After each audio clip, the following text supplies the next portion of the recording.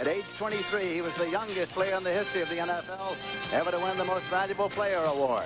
He can drive, pass tacklers, carries that ball out there exposed, but he carries it, and he can carry it to Lambeau Field in Green Bay, Wisconsin, where today it's the Chicago Bears and the Green Bay Packers.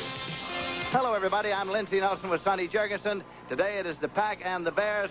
Everything has happened to the Green Bay Packers in the preseason. No victories, many injuries, and today it's been raining in Green Bay. How do you think all of this will affect the play of the Chicago Bears, Sonny? I think they have to have a reaction to all the negatives coming out of Green Bay. I asked Coach Neil Armstrong how he felt it and if he were concerned about it.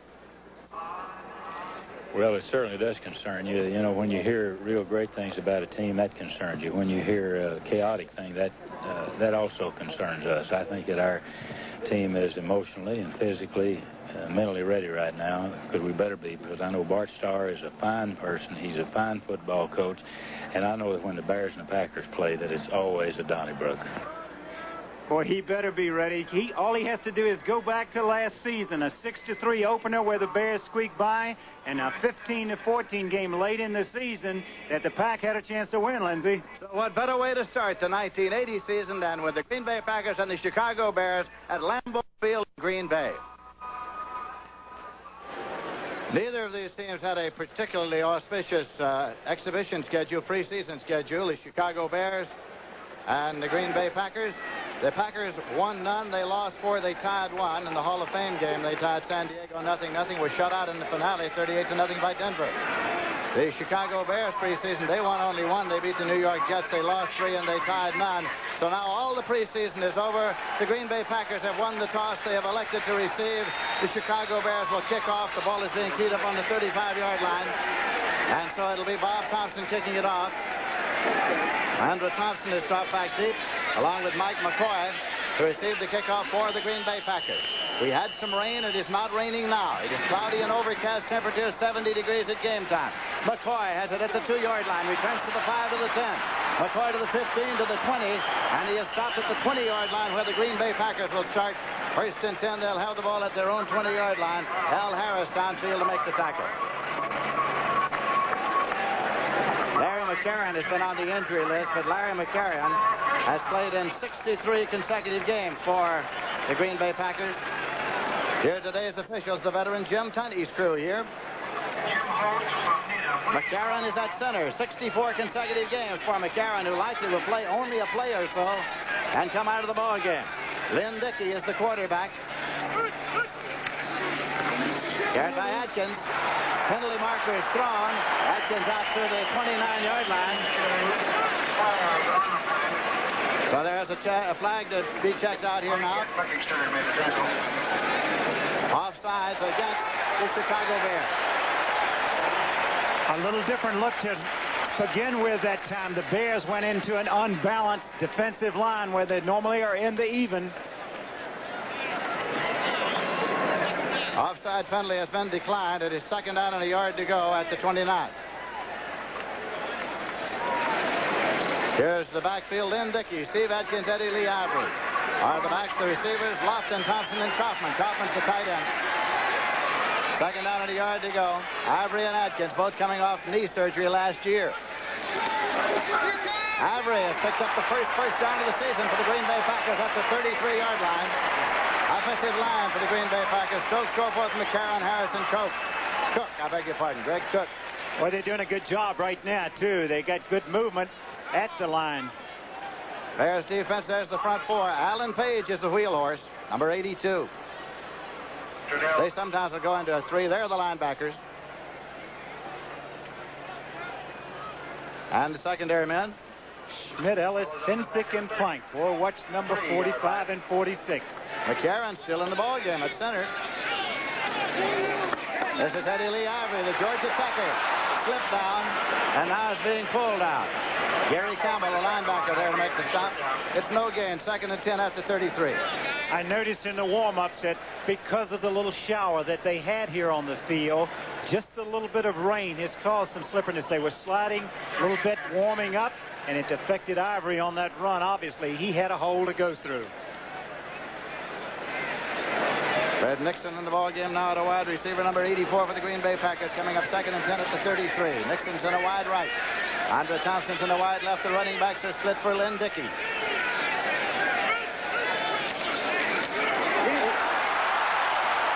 it is buried by Cordell Middleton.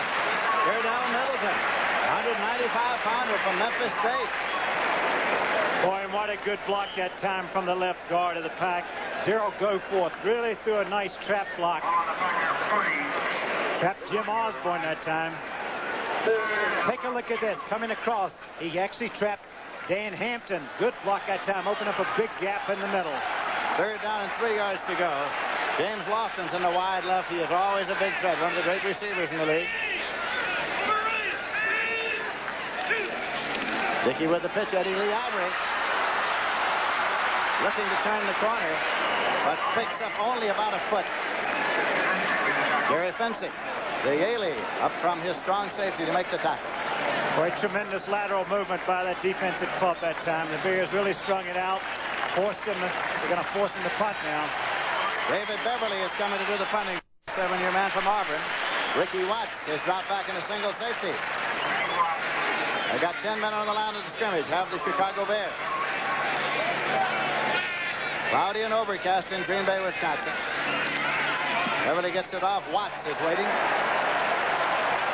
At the 11-yard line. Watts to the 15 to the 20. Stop at the 22-yard line. 1st and 10 for the Chicago Bears. Ed O'Neill downfield to make the tackle. So now the Chicago Bears get the ball. Mike Phipps is their quarterback, 11-year veteran from Purdue. Walter Payton, of course, carries the ball a great deal. Number 34, Dave Williams, the other back. There they are. Beverly's punt was 47 yards. Here the receivers, Scott, Fashnagle, and Cobb. And the offensive line for the Chicago Bears. Fashnagle in a wide left. Mike Phipps brings them up. Alumnus of Purdue. They move Payton in the right set. Williams in the left set. Walter Payton, who else? Out to the 27-yard line. Mike Douglas made the tackle again of 5 yards on the play. It's a first look at that 34 defense. You see Neil Armstrong on the sidelines. Just that first look at that 34 because Pack for years and years have played the balanced line, the 4 down defensive linemen. Now they've gone to the 3-man front. 2nd down to go for the Chicago Bears. No score. We're in the first quarter here at Lambeau Field. Ricky Watts is in a wide left.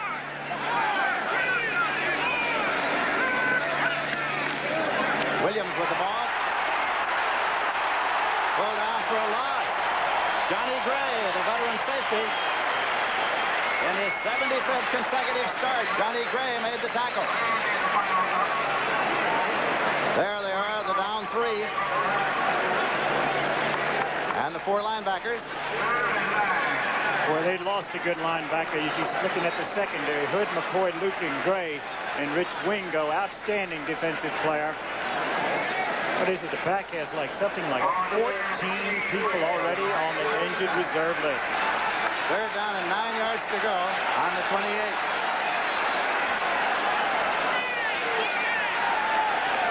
They're in the nickel now on 3rd down. Phipps is back. And it's Scott, complete. James Scott. It's at the 40-yard line. It's going to be 1st and 10. Mike McCoy made the tackle. Boy, this is excellent coverage also on this, but this is just out-executing the defense. Phipps going back. Pass was well covered, but he just made an excellent throw there. You see 2 men right around the ball. McCoy making the stop, but enough for the 1st down for the Bears. 1st and 10 Bears at their 40-yard line. Payton in the left set, Williams in the right. Walter Payton. Up to the 45-yard line. Ezra Johnson made the stop. It'll be 2nd down and 5. Made the first contact. Again, the 1st down play, the opening play was a sweep by Payton. This time it goes the other way. He follows his blockers well. What a durable back and a great running back. 109 average. Isn't that something against the Packers in 10 starts? You see how he gets in and hugs Noah Jackson. 2nd and 5. They've got Scott in the wide left. Running out of an I formation here. Walter Payton. Just a couple. Mike Douglas on the stop. It's at the 47-yard line. A lot of people feel that's the best thing to do is run straight at that 34, and that's the first time that the Bears have done that. Ricky Watts is coming in. Boschnagel is going out.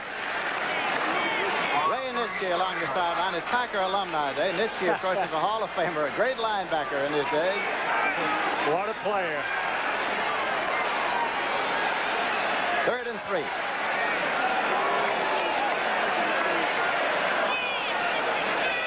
Looks like they're coming. Everybody's coming. Turn out to Scott. He has picked up the first down as he turns out just inside the 45-yard line. Good recognition that time of the blitz coming by Mike Phipps and James Scott, and they threw a little quick out, had single coverage. Good recognition. This telecast is presented by authority of the National Football League and is intended for the private use of our audience. Any rebroadcast or other use of this telecast without the express written consent of the Green Bay Packers and the National Football League is prohibited. 1st and 10. The Bears at the Packers' 44-yard line. No score. We're in the first quarter. I formation. Walter Payton's the tailback. Quick pitch to Payton. Pass across the 40. Mike Douglas on the stop. 39-yard line for a gain of 5. It's 2nd and 5.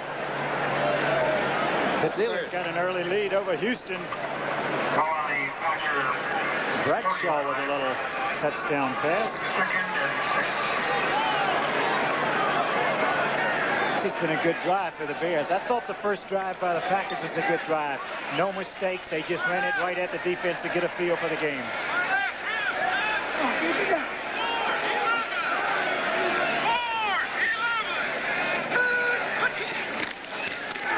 Williams.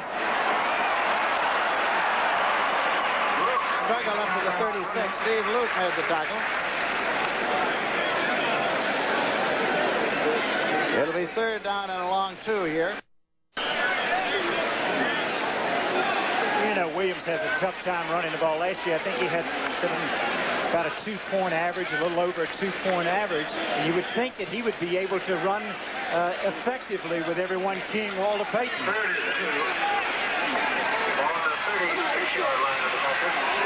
Run a tight wing here, 3rd and short.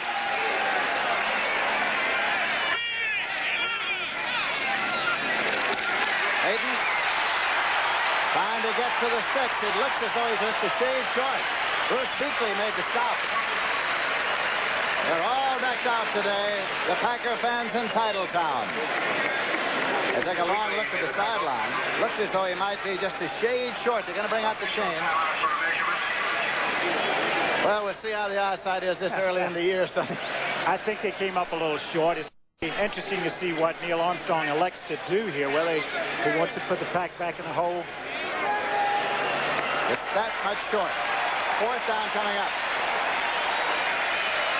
They might gamble and go for it. Looks like that offensive team is staying in. They're still on the field right now. I like it. They're going to go for it.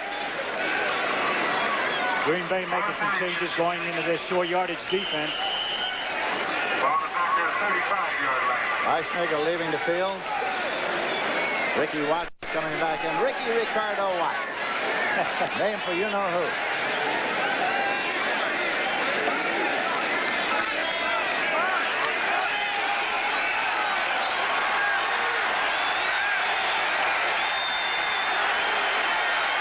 Fourth and less than a yard. Penalty marker thrown. Phipps throws deep to Watts. Incomplete at the 5-yard line. But there is a marker at the line of scrimmage. Oh, but he had a touchdown, too. Didn't he, though? He had a touchdown, but a penalty on the Packers. What a costly mistake. They got a break by Watts dropping the football. A penalty is going to give the Bears a first down. Offside defense, number 53. First down. Mike Douglas. Take a look at it. They don't quite pick it up there. They had a blitz on McCoy, chasing him on a rollout pass. And watch the throw. Took his eye off of it. Oh, was that too easy? First and 10 for the Bears at the Packers' 30-yard line. Nagel back inside. Walter Payton. Down to the 23-yard line. Picked up 7 on the play. Well, when you run a wall to Payton on first down and he picks up that, look what great position it puts you in for that second down call all the time. Atlanta with a first quarter score, 6-0 leading Minnesota. Well, you have an easier call after you've given it to Walter Payton on first down. Second and short just about every time. Well, they're spotted at the 24. Second down play coming now.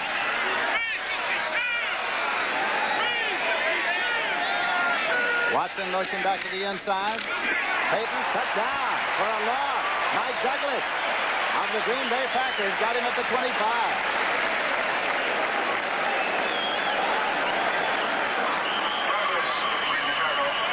They have a Bear player down, Lindsay, in the secondary. Ricky Watts, I think. So play is held up here for the moment while attention is given to Ricky Watts. There is no score. We're in the first quarter with 5 minutes, 12 seconds remaining to be played at Lambeau Field in Green Bay.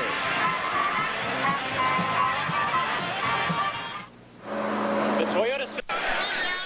Chicago Bears have the ball. They have a third down, 5 yards to go at the 25-yard line of the Green Bay Packers. We have 5 minutes, 8 seconds remaining to be played in the first quarter. There is no score. It's cloudy and overcast in Green Bay, Wisconsin. Mike Phipps waiting for the snap.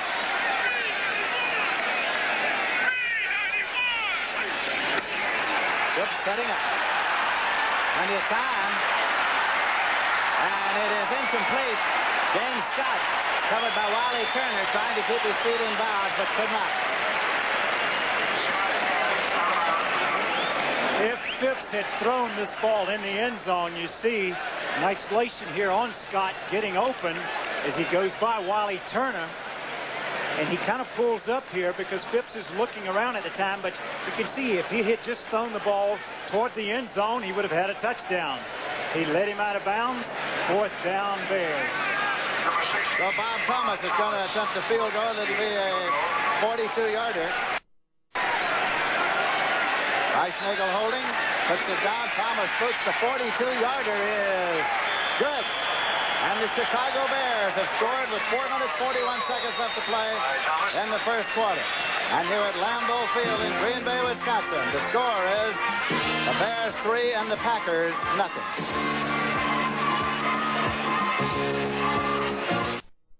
Greetings for CBS Sports. Thank you. We are glad to be here. Kicking off now, Bob Thomas for the Chicago Bears. Andre Thompson is deep with Mike McCoy for the Green Bay Packers. Double to McCoy's side of the field, hits at the 6-yard line. He's got it at the 1 and gets back to the 5 for the 10, 15, and gets up there to the 18. With that little back step, he might have stepped out of bounds. Well, I thought he was going to let it go out of bounds. A little altercation here on the field. Tempers rising.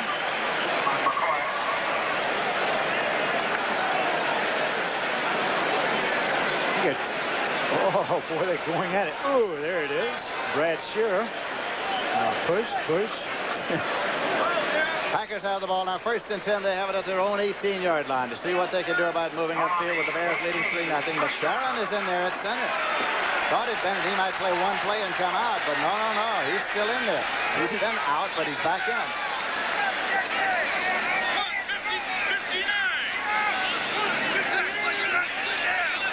Eddie Lee Ivory moving over. Ivory gets the pitch. And he is stopped at the 20-yard line after a gain of 2.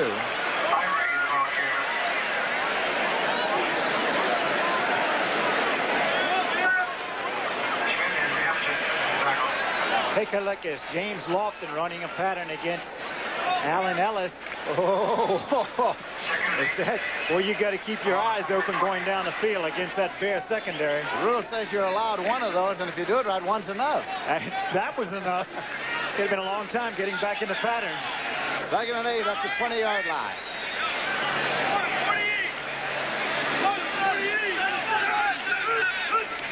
Lynn Dickey. Deflected, incomplete. Trying to get it to his tight end, Paul Kaufman. Pretty good rush that time put on by Dan Hampton. Cardinals leading the Giants in the first quarter. Those Cardinals, they're going to be a different football team under Jim Hannafin. Chicago Bears lead here 3-0. It took them 13 plays to drive 53 yards, and then it was a 42-yard field goal by Thomas that put them on the scoreboard, and whatever is that, go Pack.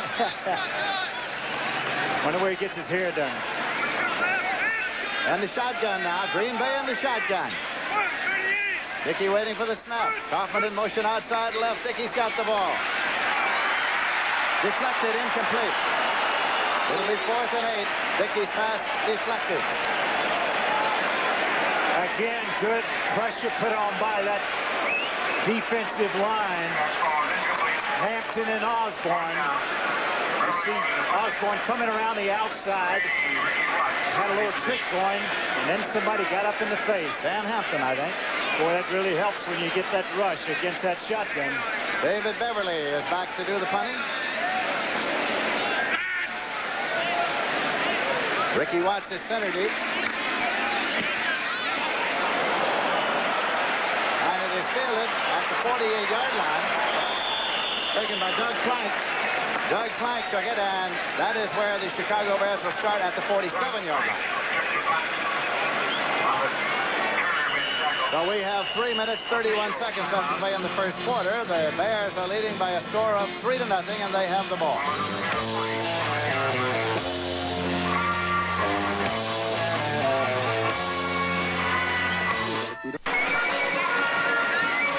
The Chicago Bears have the football.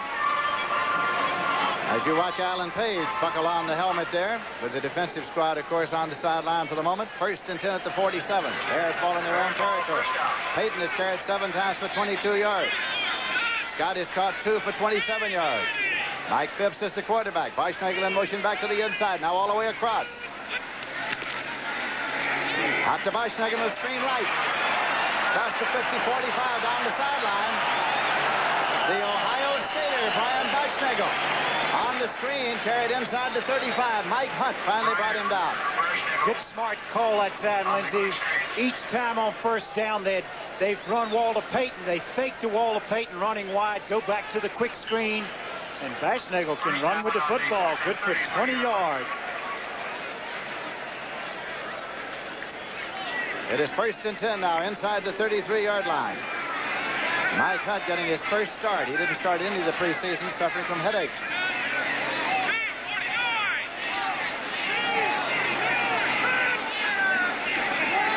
Walter Payton. Out to the 30-yard line. Mike Douglas made the tackle. Hunt and Douglas. Gain of 3. It'll be 2nd and 7. Sonny, Walter Payton carries that football like every coach at every college and every high school tells his players not to play. Jimmy Brown did the same thing. Earl Campbell does it. I think a lot of the great runners carry the ball that way, and you try not to teach somebody to do it, but you notice when they get in a crowd is when they put the ball away and protect the football. Instinctively. 2nd down, 7 yards to go. James Scott, wide right. Boschnagel's in the wide left.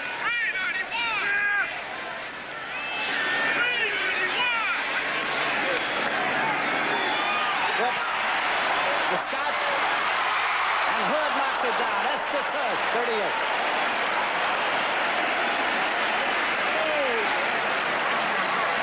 Hood makes a good play on the ball, but the blitz by the Packers forced Phipps to throw the ball off balance.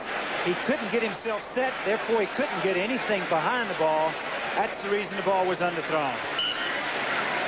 Minnesota's coming back, huh? We're going to see a lot of close football games this year. I'm sure. A lot of balance. Third down, and now the Packers have brought in deep backs, expecting the pass here.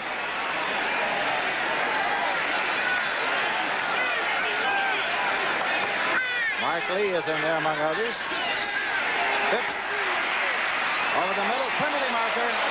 Penalty marker. Scott's got the ball at the 16-yard line, but there is a marker.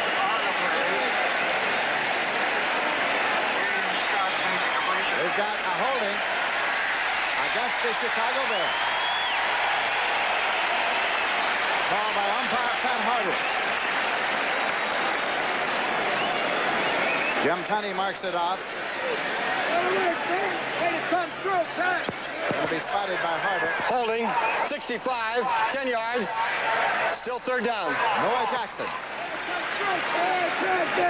Or was it somebody asked Noah? They asked me what the score of the game was going to be, and he said, I knew that I'd be Noah the Greek. That's what he said. Noah the Greek. Jimmy better watch out. They got another prognosticator coming along, huh? Third down, 17 yards to go at the 40.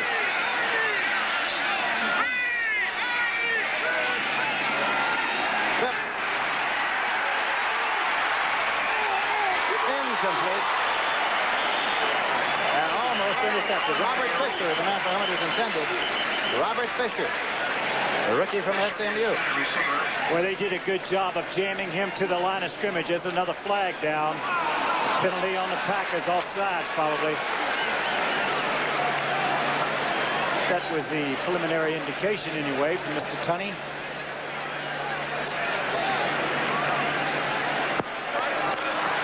Offside, 77, 5 yards. Still third down. Mike Butler. Third and 12 at the 35. That's another third down penalty. In the first drive where the Bears scored, they had a fourth down penalty against the Packers. It keeps the Bears alive.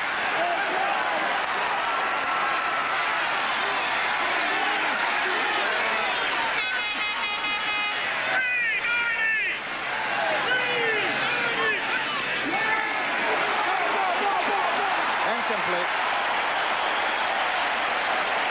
Fourth and 12 at the 35. Sonny, this is the 122nd meeting of these teams in a series that began in 1921, and there's a fellow watching in Chicago who was there at the start as a player coach for the Chicago Bears. One of the great men in the history of this game is George Halas, and I know you join me in singing along. Best wishes for good health to George Halas. He's up to receive a tremendous award here, isn't he? We're going to talk about that, the Walter Camp Award.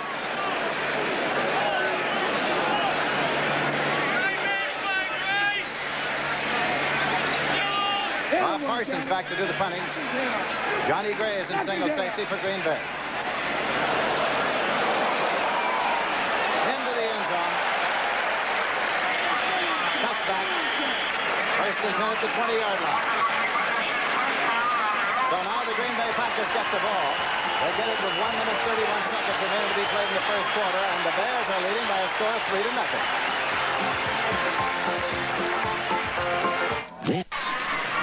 Bart Starr, head coach and legendary quarterback of the Packers, and there's no question the heat is on. Pittsburgh 14, Houston nothing in the first quarter. Boy, and Franco Harris scores. He's the only guy that has rushed for more yards, active player, than Walter Payton. First and 10 at the 20. McCarron still in there at center. And Dickey's pass is complete to Luft, and he slips down with no contact, but it's going to be marked right there near the 25. Allen Ellis was the defender on the corner. Pretty good first down play here to throw the short out. See the isolation, just coming off running a hitch pattern, 3 steps, the ball's delivered. Use it just like a run. You see the slipperiness of the field from that little shower we had. The shower came while the teams were warming up shortly before noon. We had a noon kickoff here in Green Bay. 2nd and 5 at the 25.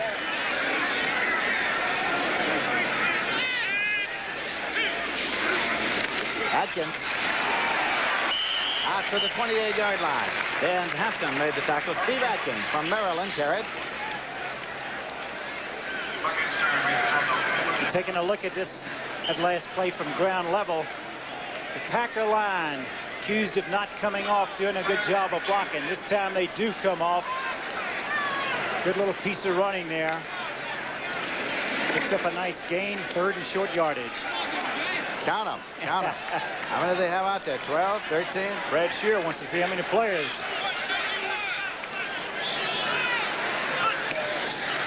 Dickey. Lofton. Got the first down. 1st and 10 at the 35-yard line. Terry Schmidt on the corner.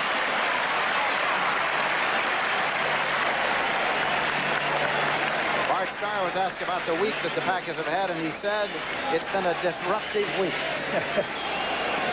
And it was all of that. That's an understatement. This is Bart next year as head coach of the Packers. First aid along the sideline for Jerry Merkenstern.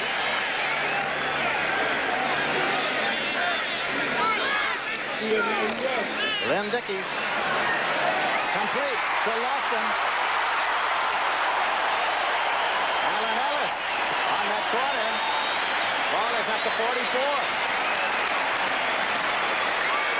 And the Packer fans are happy. They haven't had too much to be happy about recently.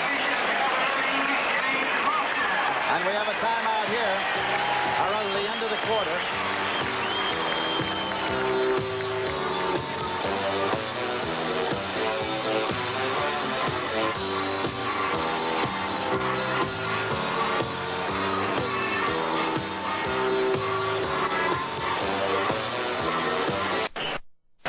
Lambeau Field in Green Bay, Wisconsin. This is Lindsey Nelson with Sonny Jurgensen. Neil Armstrong, the head coach of the Chicago Bears, along the sideline. The Bears lead 3-0. The Packers have the ball 1st and 10 at the Bears 44. In the first quarter, the Bears had the ball 9 minutes 19 seconds. The Packers 5 minutes 41 seconds. Lynn Dickey, Eddie Lee Ivory. Ivory finds some running room. Ivory down to the 31-yard line. Gary Finsick finally brought him down. It's the first down for the Green Bay Packers. Oh, what a good piece of running he makes here. This is the talent that they've been talking about. The cut back. You can't just put an arm on him. He breaks the tackle and picks up a Packer first down. 13-yard gain for Eddie Lee Ivory, a fellow who at Georgia Tech once rushed for 356 yards against the Air Force, setting a single-game NCAA record. 1st and 10.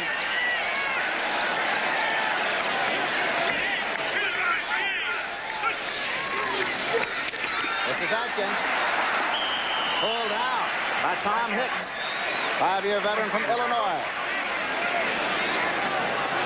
You know, in the first quarter, James Lofton caught 3 passes, Lindsey. And you can see that the Packers are trying to get the ball. He was wide open on every pattern that he caught.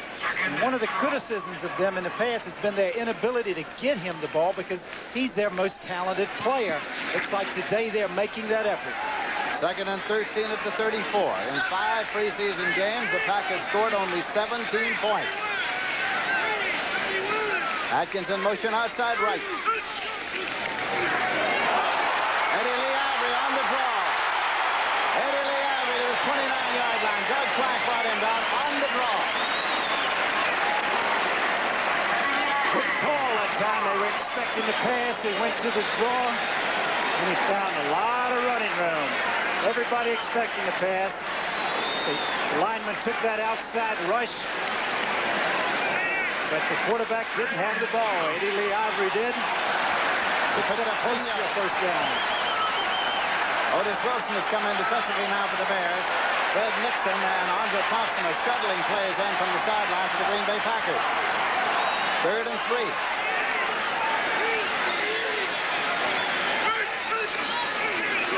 Dickey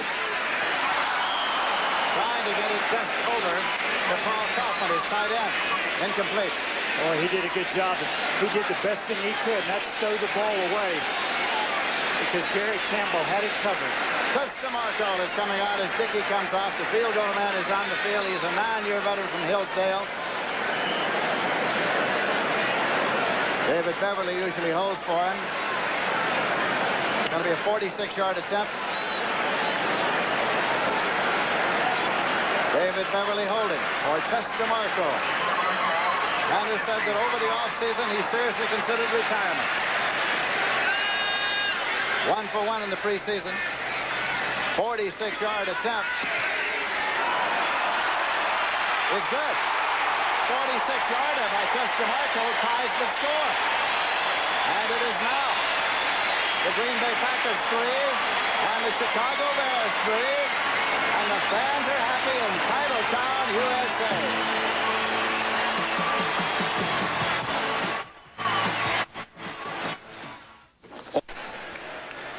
Chester Marco will tee it up to kick off now for the Green Bay Packers with the score tied 3-3. They say Marco's using a higher tee this year, and which is helping kick the ball a little longer on kickoffs. He didn't have much trouble with that 46-yarder. They moved 56-yard on 9 plays and had the 46-yard field goal. Of course, he doesn't get to use that 3-inch tee there. Here we can see the tee there. Having a little trouble. He's retying his shoe here. Just looking at the stats here, Lindsey, Eddie Lee Ivory has outgained Mr. Payton. He has 30 yards and 6 carries, and Payton has 24 yards and 2 more carries. 8. That is Chester Marco's first field goal since November 4th, 1979 against the New York Jets. Well, the big challenge was supposed to come from Houston to Pittsburgh. You see what kind of talent and what kind of football team they are. 17-0 is still in the first quarter. Dave Williams at center deep for the Chicago Bears. Chester Marco to Williams at the 1-yard line. He's out to the 5, to the 10, to the 15, to the 20. Williams to the 25, to the 30. And he has returned it to about the 33-yard line. Mike McCoy brought him down. So now it is the Chicago Bears. Boy, good piece of running by Dave Williams here. He said, I get my fun on kickoffs, returning kickoffs. You get to run a lot with Walter Payton carrying the ball. He finds some daylight, scoots through it. Good field position. First and 10 outside. 32 inside the 33-yard line.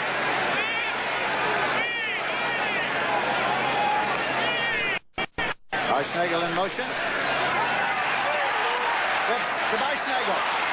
Across the 50 to the 48-yard line. Johnny Gray, the defender for Green Bay. Boy, they caught the Packers in a delayed blitz that time. Caught him in a little blitz. He had time to deliver the ball. There's Mr. Page. Well, if you don't think that man can rush a passer, unbelievable. We had a guard playing against him, Lindsey. He came off the field one time, and Page was coming by him left and right, and the coach started giving him instructions. He said, you got to move your feet. You got to stay in front of him. Work, work, work. The kid said, hey, I don't need instructions. I need some help. Skibinski is carrying. John Skibinski, whose father Joe once played for the Green Bay Packers, took the ball inside the 45. Terry Jones on him up the tackle. Terry Jones, who was cut and re-signed all during the past week. Caused little problems on the team. They didn't feel that he should have been cut, but he came back very quickly. Hampton there.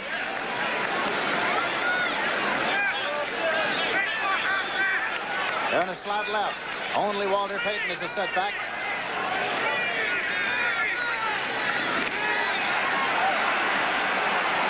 Phipps completes it at the 36-yard line. Mike McCoy, the defender, as it was gathered in by James Scott. Well, it wasn't real good timing of this pattern. Mike Phipps reloaded to get this ball to him. You won't see him here, but he was a little late getting the ball. Almost gave McCoy time to react. You see him waiting on the ball. He had a lot of time to react, but he gets both feet in, gets pushed out of bounds. So it's first and 10 at the 36-yard line. Casey Merrill, Kit Lathrop in there now. Mike Butler, Ezra Johnson are out defensively. The Green Bay Packers trying to keep some fresh talent on the firing line. 11 minutes remaining to be played in the first half. Score tied 3-3. Watson motion across. Phipps. Well, he dropped one, but not Huck. The ball got away. And it's been recovered for the Green Bay Packers. Mike Douglas on the ball. Huck made the big hit. Douglas got the football. Douglas 53. take a look at Phipps duck. Watch him duck the first man, and Hunt hits him just as he's ducked Douglas. And Douglas goes back and recovers the football. So the Packers get it. They get it 1st and 10 at their own 41. Score still tied, 3-3.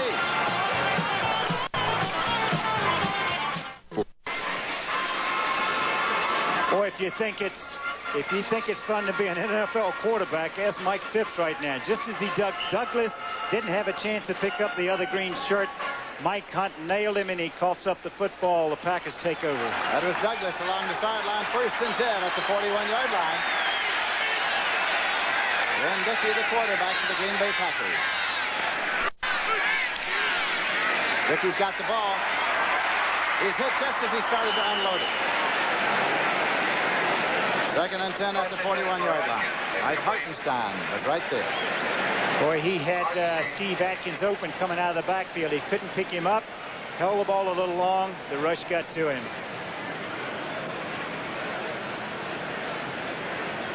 And I like the fact that we're going to have a little penalty on this play that the Packers, they use the, we'll try to pick up what the call is here for Mr. Tunney. Holding, 54, 10 yards, still 1st down. Larry McCarron. You got to let him McCarron. He's just coming off of a hernia surgery. He should be allowed to hold a little bit, shouldn't he? You think so? A little handicap. Ball on the 31. 1st and 20. 1st down, 20 yards to go for the Green Bay Packers. Score tied 3-3. Lofton's in a wide left.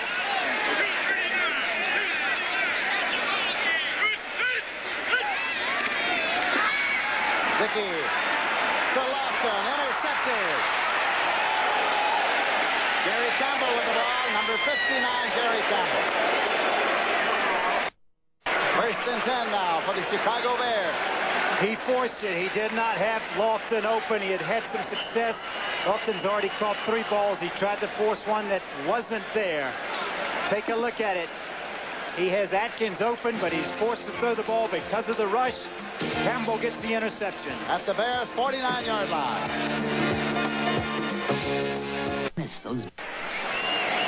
Gary Campbell is there just beyond Heron, 51. He's the man who just intercepted. And it is 1st and 10 for the Bears at their own 49-yard line. Mike Phipps, their quarterback.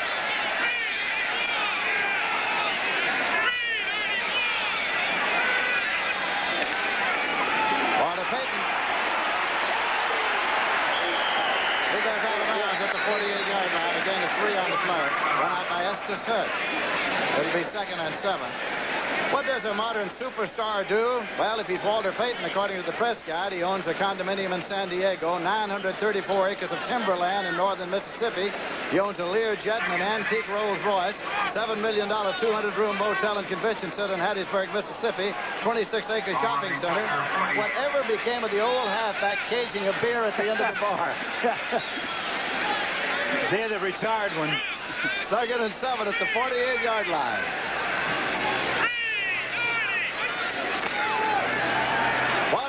Carrying the football. No gain. That's an occasion for the Packers defense. Appreciated for the Packer faithful. Mike Hunt led the defensive charge. Boy, Mr. Payton's carried the ball 10 times now for only 26 yards.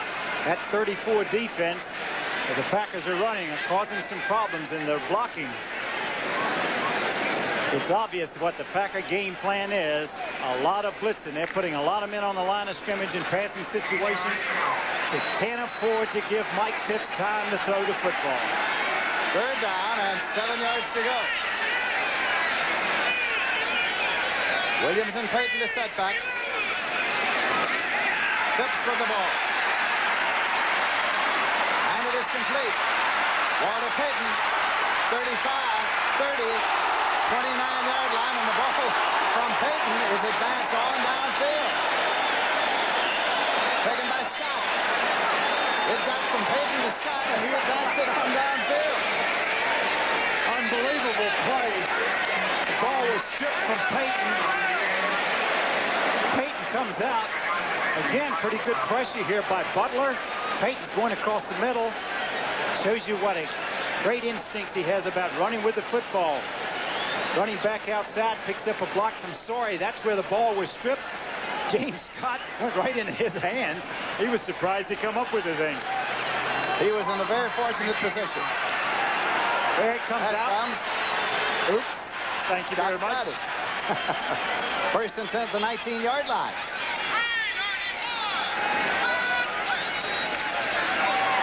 Skavinsky. Outside the 15. Bruce Beakley made the tackle. Picks up about 3 to make it 2nd and 7 at the 16-yard line.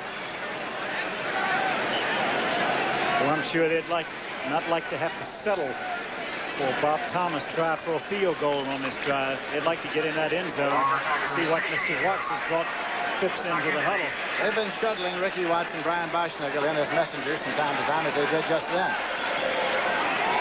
Scott goes to the left side, Watts to the right side.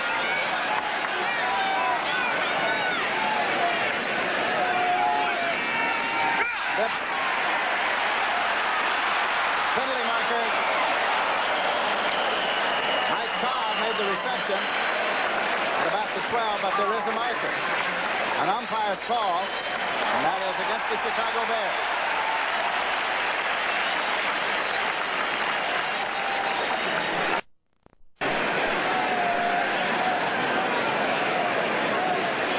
Jim Tunney is marking it off, and then he'll give us a report. Early use of the hands. Number 70, 10 yards. Still 2nd down. Then it's Slick. Boy, the Giants got hot in a hurry, didn't they? 14 points in the second quarter there. 14-7 now.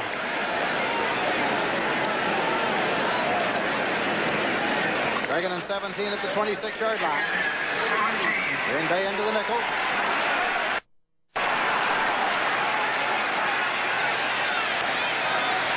Payton and Williams. Setbacks. Payton struggles to the 22. John Anderson brought him down. I find it interesting that teams that play the 4-down lineman defensively, when it comes to a passing situation, they go to 3-down linemen and cover with 8 people. The people that play the 34 defense, they go to 4-down linemen to rush. They just switch around. Now the Packers have 4-down linemen to rush the passes. 3rd and 13 at the 22. Phipps. Intercepted. Picked off by Wiley Turner. Wiley Turner, number 20 in the corner.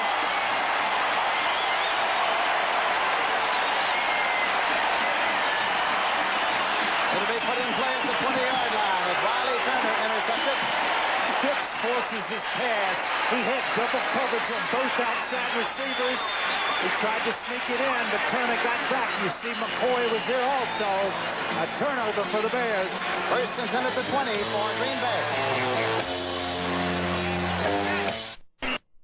On the interception in the end zone, the Green Bay Packers get the ball 1st and 10 at their own 20-yard line. The score is still tied 3-3. 7 minutes, 22 seconds left to play in the first half.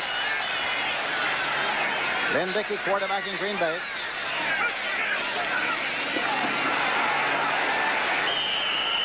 Eddie Lee Ivory, Garrett.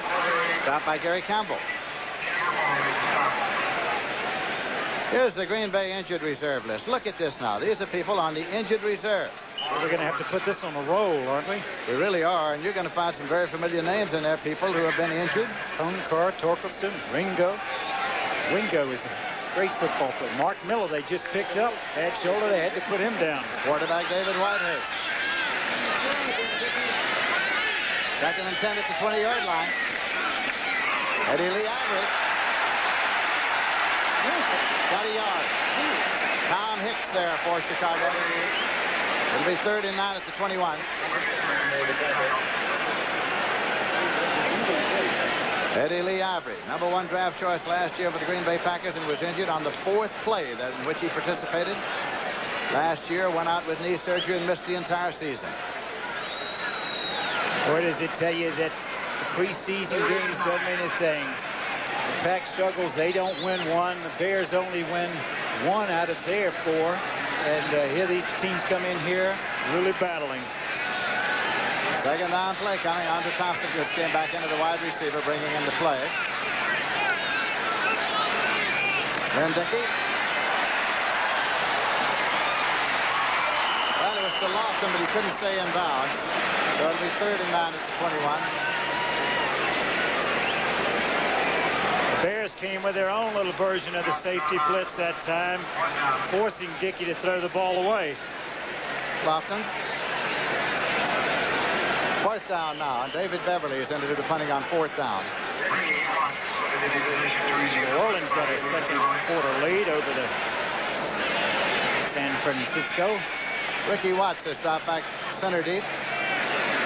David Beverly on 4th down, boots it out of there.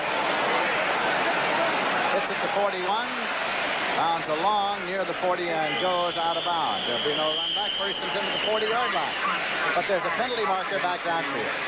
2 of them, as a matter of fact. There are 2 flags on the field. Might be one of those people illegal. Somebody left too soon. Is that what that means? That's what that means. Only the outside men can leave before it's booted, and somebody violated that. Well, 5-yard penalty, and Mr. Tunney will tell us about it. Ineligible man downfield, number 52, re-kick, 5-yard penalty. All right. George Cumby was downfield. A rookie. So he'll have to do it all over again. Beverly back near his own goal line now. Still Watts center deep.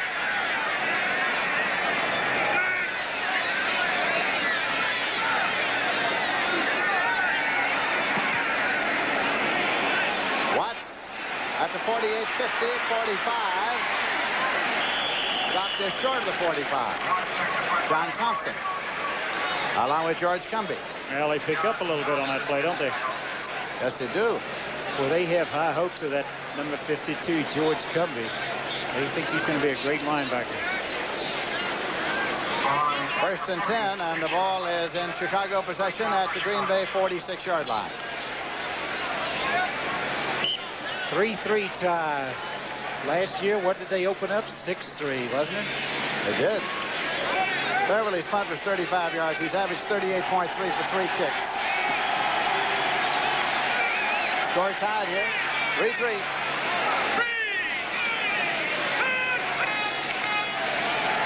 Walter Payton. You saw Steve Luke reach for him as he turned that corner. Difficult to run wide against that 34 defense because you have 4 linebackers up, able to move laterally, and you see Luke coming up, playing it off. Good lateral movement that time, stringing the play out, not allowing him that big breakaway. He got 2 yards. 2nd and 8 at the 44 now for the Bears in Green Bay territory. They're doubling Scott and Boschnagel to the left side. Payton the lone setback.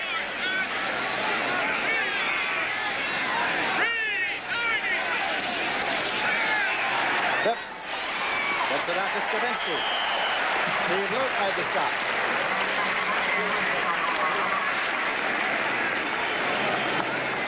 So that's like 7 out of 11 for Mike Phipps now. 90 yards. Dickey 3 out of 7, only 33 yards. And both have suffered an interception. Williams comes in. Skavinsky goes out. It's 3rd and 5. The Bears at the Green Bay 41.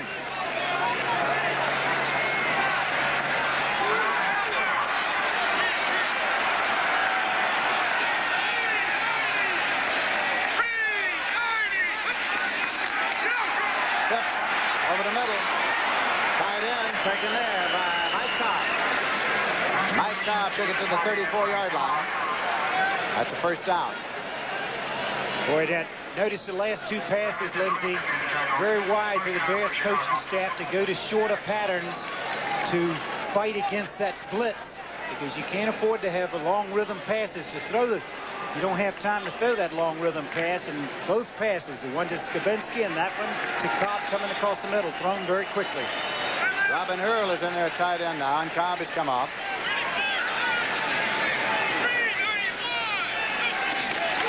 Walter Payton, Sweetness with the football. Had it to about the 27 before Steve Luke brought him down. In high school, Walter Payton did not play football until the 11th grade. Again, running wide against that 34 defense. He picks up some yards in, picks up about 7, doesn't he? Yes, he does. He has 39 yards now and 13 carries. It'll be 2nd and 3. The clock is running with 3 minutes, 33 seconds left to play in the first half. Remember the 2-minute warning.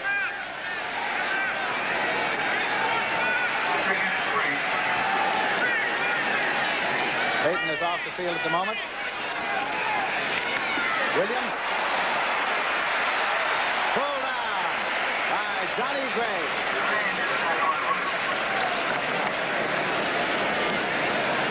Good piece of running that time by Dave Williams. He got the first down. Bouncing to the outside to pick up the necessary yardage for the first down.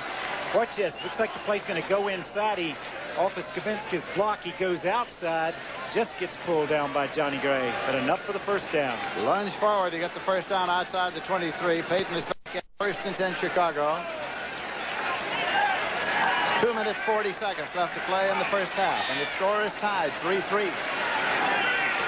And the Bears are down in scoring position again. Robin Earl moved to a tight end right. This is Payton. Drives to the 17. Charlie Johnson. Nose tackle made the stop. Well, a good thing about that particular play was their offensive line. Lick, Sorey, Jackson, all of them reminded me of the old Cleveland Brown lines. They didn't leave their feet to throw their blocks. They stayed on the feet, ran through the blocks, and that allowed him to pick up a good game. 2-minute warning has sounded here. So with 2 minutes remaining to be played in the first half at Lambeau Field in Green Bay, Wisconsin. Score is tied. The Chicago Bears 3, the Green Bay Packers 3.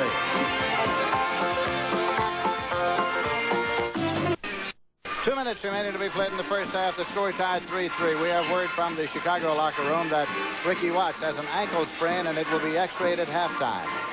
It is 2nd down and 4 yards to go. The ball is at the 17-yard line of the Green Bay Packers in Chicago Bear possession. Their time to score before the halftime intermission to take the lead. This game has been played under cloudy skies, cloudy and overcast, and we had a shower that fell while the teams were warming up in the pregame. We've had no rain during the playing of the game itself. Game time temperature was 70 degrees. Payton's longest run today has been 7 yards. He's the tailback in the eye here. He's got the ball. Closed off at the 15-yard line. He got 2. Mike Hunt led the defensive charge. Charlie Johnson was there as well. It'll be 3rd and about 2. You got to get a lot of green shirts around Mr. Payton to get him down. Well, that's what John Anderson told you was the necessary thing, didn't he? He said numbers. Numbers. Get a lot of numbers of the opposite color around him. That's the only way you're going to stop him. Defensive changes quickly for the Green Bay Packers. 1 minute, 20 seconds left to play in the half. 3rd down and 2 yards to go.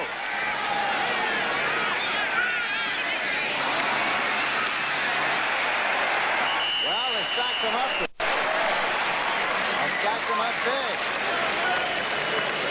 Skavinsky still on the ground. Now he's getting up. Skavinsky, the fullback, carried. Now, did he get the 2? They're unsacking him. I don't think he did.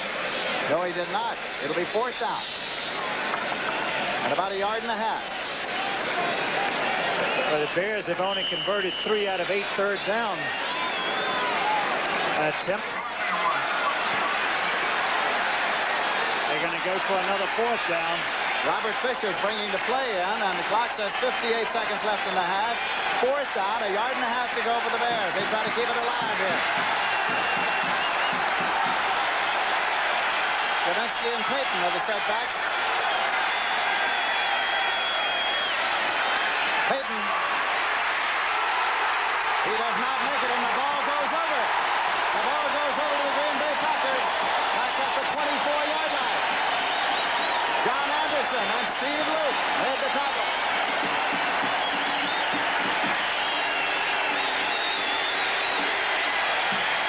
So all the cheering is for the Green Bay defense here at Lambeau Field.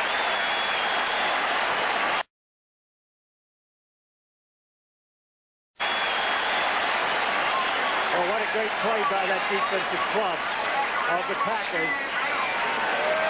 You've got to believe they felt Mr. Payton would be getting the ball in a fourth down situation. They had everybody around him, and he lost a lot of yards. First and 10 at the 24-yard line. 10-yard loss. It was.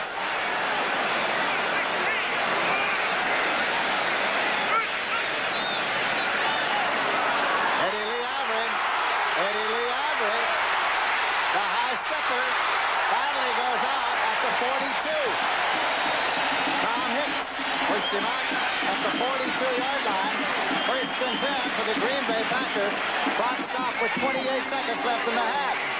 Well, you better believe that the Green Bay Packer fans are happy to see this young man healthy. He was a little banged up during preseason. This is what they've been expecting of him, and he shows you his running style right here. They've got a lot to cheer about. 18 yards and a first down. Ball is at the Packer 42. Clock will start on the snap with 28 seconds left to play in the half. Kaufman moves over to a wing right. And it's a screen left. Andre Thompson to the 50, to the 45, to the 40. Andre Thompson to the 37-yard line. Timeout called. Timeout called immediately with 18 seconds on the clock. Tom Hicks made the stop. First and 10 Packers at the Chicago 37. Score tied 3-3. Boy, look out. Here they come. You notice how this crowd has gotten into the football game, and in 2 plays, they've brought it back after stopping. They made the play defensively, and then 2 great plays. They just bring the offense up.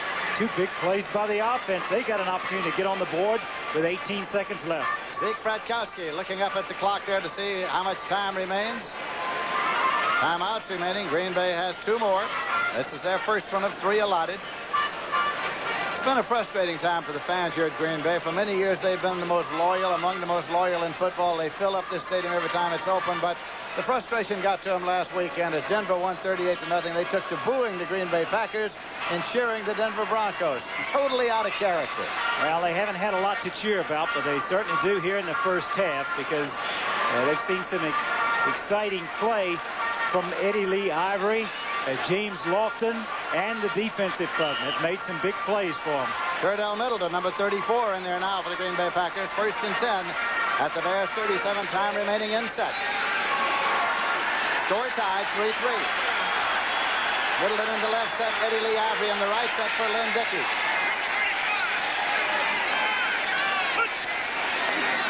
Cordell Middleton drives inside the 30-yard line. Picked up 7 on the play. Timeout again for the Green Bay Packers. Their second of 3 allotted. 10 seconds on the clock. Got the ball inside the 30. I think they're going to get in range here. They'd like to run one more play. They're going to be careful with it. Ready for play.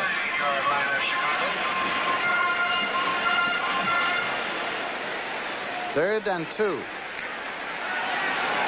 Lofton right. Andre Thompson to the left side. Ivory left. Middleton right. Running backs. Lynn Dickey. Goes short, incomplete. Well, he was throwing to Middleton. And Lenny Waldershide was sort of in a wrestling match with him. Waldershide was covering. And was he ever? He was trying to go deep, going for all the marbles. He couldn't go deep. Very wisely elected to throw to the short back. Coming out of the backfield. See if there's any interference right here. He got hit just as he delivered that ball. Waldershide bear hugged him, as a matter of fact. Yeah, I think it was good coverage. Good call by the official. They did not call pass interference. That's what the fans wanted. 46-yard attempt. Beverly holding for Chester Marco. Puts it down. It's good. It just got over. It's good. It just got over. Time has run out. That's the end of the half. The Green Bay Packers leave the field leading by 3 points. Green Bay 6, Chicago 3, and time has run out in the first half of the ball game. The scoreboard is still flashing. Field goal, field goal, field goal. And around the league, it's Bill Troop is loosening up his arm along the sideline as Chester Markle has teed the ball up on the 35 to kick it off for the Green Bay Packers. The Chicago Bears have Williams deep to receive the kickoff as we start play in the second half. I'm Lindsey Nelson with Sonny Jurgensen at Lambeau Field in Green Bay. And the Green Bay Packers are leading by a score of 6-3. Chester Markle puts it up. Williams moves up, fields it at the 13, to the 15, to the 20. Williams to the 25, to the 30, and drives to the 32-yard line. So now it's going to be first down and 10 yards to go as the ball moves out to the 37-yard line. Well, I think we're going to see a lot of the second half just like the first, Lindsey, because Green Bay really has to be pleased with the way they played, the emotion they played with in the first half. And I would think, on the other hand, that Neil Armstrong's a little disappointed. Mike Phipps, quarterbacking the Chicago Bears again. The ball is spotted directly at the 36-yard line, so make it first and 10 at the 36. You look across at Neil Armstrong, the head coach of the Chicago Bears. On a slot right, and a wing left. Walter Payton with the football. Rolled it out of bounds at the 37. Steve Luke up to make the tackle. Again, trying to run wide against the 34 defense. Just too many men that are standing up and can move laterally. No place to go. They strung it out. Hold him to a short gain. 2 yards gain on the play. 2nd and 8 at the 38. Still cloudy and overcast. Weissnagel to the right side, Scott to the left side. Williams in the right set. Walter Payton in the left set.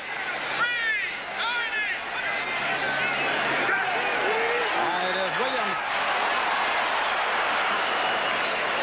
Got the first down.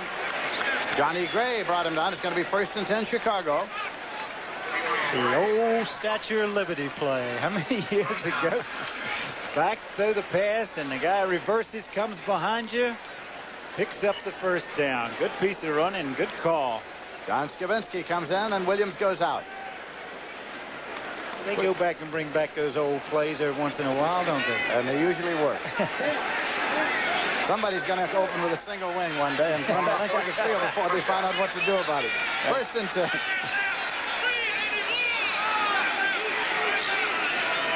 Phipps doesn't like what he sees. He calls time. Chicago quarterback Mike Phipps took a look and called time. He spent a timeout. There. Chicago wide receiver Ricky Ricardo Watts is along the sideline, available, sprained an ankle in the first half. The x-rays at halftime were negative. He is available for duty in the second half. First and 10 Chicago.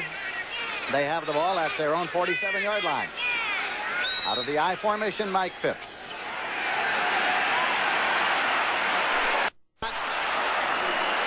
James Scott.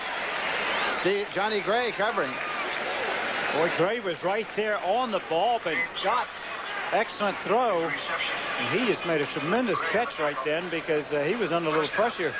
Lots of pressure. It's first and 10 at the 35-yard line. If Mr. Phipps had been a little short with that, Gray would have been going the other way with it. Williams comes in. Skavinsky goes out. Scott to the right side. Weissnagel left. Look at the people along that defensive front of Green Bay. Now they jump out of it. Scott. Incomplete. Estes Hood covering. He went to the audible that time to throw the short out, expecting the blitz, and just as soon as he went into his audible cadence, Green Bay came out and went back into their zone coverage, and that's why the play wasn't successful. Chris Haynes comes into the ball game now. Chris Haynes, the former Notre Damer, is in that wide receiver. Walter Payton. Haynes is in a wide left. Green Bay gets a lot of people up on the line of scrimmage, and Walter Payton manages to lunge forward for a yard or so, but Mike Huck brings him down.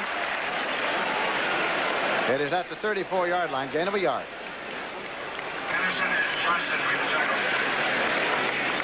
This time they came with a blitz. John Anderson coming in right here, making the play. They faked it last time. They came right back with the blitz again. Gambling defense by the Packers has been successful for them all day. 3rd down and 9 yards to go. Bears ball at the Packs 34. Packers are in the nickel.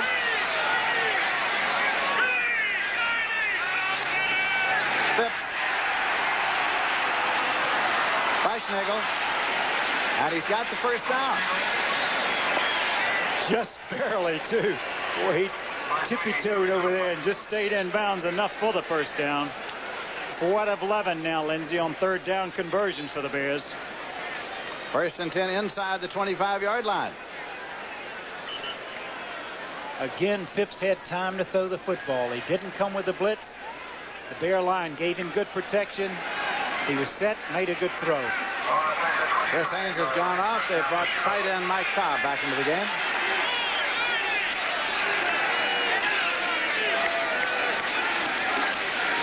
Ball to Payton. John Anderson was there, among others. Estes Hood, 38, was there. It is spotted at the 24-yard line, gain of a yard. I'll tell you one thing about Neil Armstrong and watching this game, how many sweeps that Walter Payton has run. They're going to run it till they get it right because they haven't given up on the play. Mike Douglas comes off, and rookie George Cumby comes in at linebacker. Douglas getting some attention along the sideline now from the trainer. Scott is over there with Neil Armstrong.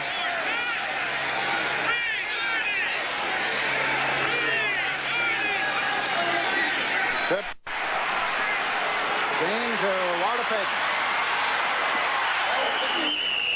Drives to the 17. Steve Luke made the stop.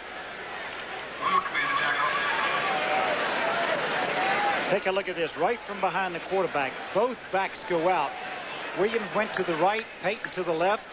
Little screen to both sides. Noah Jackson out throwing a block in front of him. Payton gets right behind him. He's kind of hard to see when you get behind Jackson. Steve Luke comes up, makes a play, forces him out of bounds. Very close, about 3rd and 2. Ed O'Neill comes into the ball game. Bruce Beakley comes out. Robin Earl goes into the ball game. Mike Cobb comes out. 3rd and short at the 17-yard line of Green Bay.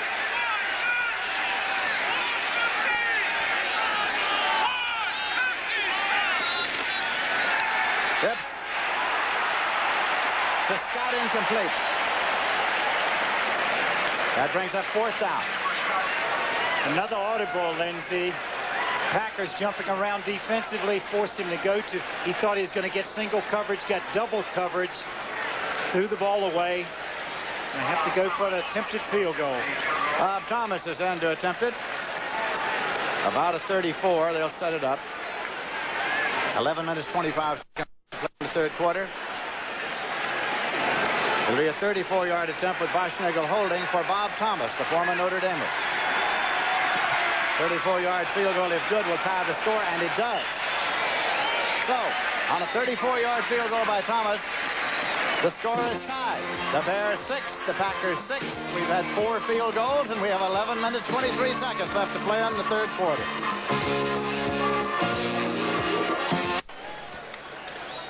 Look again now at Boschnagel holding now as Bob Thomas boots the field goal that ties the score. Boschnagel looks, and oh boy, the score is tied. It's 6-6, and Thomas will kick off now. McCoy and Thompson to deep. McCoy at the 1-yard line. Mike McCoy to the 5, 10 to the 15, 20, to the 25, and to the 26-yard line. Otis Wilson brought him down. Being an old holder for field goals and extra points, I saw something Boschnagel did that time. Shows you that he's a good holder. When the ball was placed down after hitting the spot, he turned the strings to the front, allowing the the right revolutions on the ball to go through. Good smart play by Bashley by getting the strings up front. Larry McCarron is still in there at center for the Green Bay Packers. And his 64th consecutive game. He had been listed as doubtful. Well, Lynn Dickey was waiting for Andre Thompson, and Andre Thompson was waiting for Lynn Dickey. That's the same pass that Phipps tried to throw on third down, and he had the same results. He had to throw the ball away. Pittsburgh and Houston, 17-zip for the Steelers. Third quarter. What's wrong with the snake, huh? 17-zip. That was supposed to be their biggest challenge. We're in a 6-6 tie here. They double Lofton. And Fred Nixon to the right side. Atkins in motion left. Eddie Lee Avery. Penalty marker is thrown. Avery gets to the 30-yard line.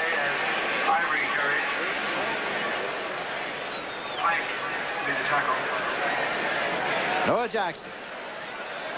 Noah the Greek, huh? You guess he picked 6-6 for the score? More than likely. They also call him Buddha, don't they?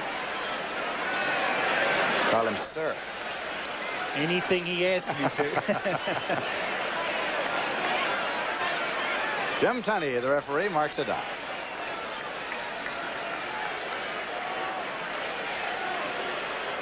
I tell you a story on Tunney. One time, Lindsay, he was making a call like that for television, and he got over, and I was trying to question the call that he was making. He said, "Sonny, get out of my way. I'm on national television." 2nd and 20 at the 16-yard line. Well, he just didn't turn his mic on national television. Shotgun. Lynn Dickey waiting for a direct snap. Dickey. Well, he's just outside the 2-yard line. Mike Hartenstein is there with him. Tremendous job by the defensive front four. No blitz coming. They just beat the Packer line that time.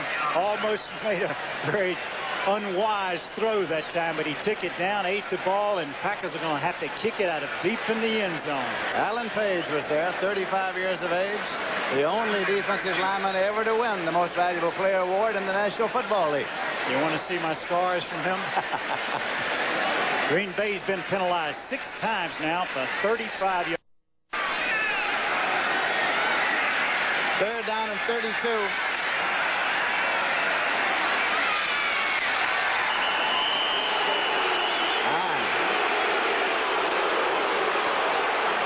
Green Bay. I thought they had a 4th down. I saw Dickey lined up against the back of the end zone line. It's only 3rd down.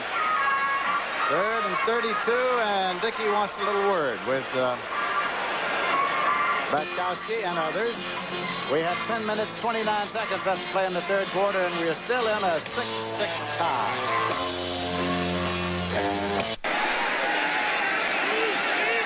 Dickey is waiting for the snap. Eddie Lee Avery gets about 2 after the 6. That'll bring up a 4th down. And Beverly comes on to do the punting. The attendance here today, 54,381 at Lambeau Field. No shows, 1,810. And how many times have you said a shirt sleeve crowd from Green Bay, Wisconsin? Not too often. Here is Ray Nitschke. It's Packer Alumni Day, opening day here. A number of the former Packers here. Nitschke, of course, a Hall of Famer. Middle linebacker on Lombardi's great teams here. Beverly puts it out. Williams retreats. Takes it at the 43, 45, 50. And back to the 45. There is a marker.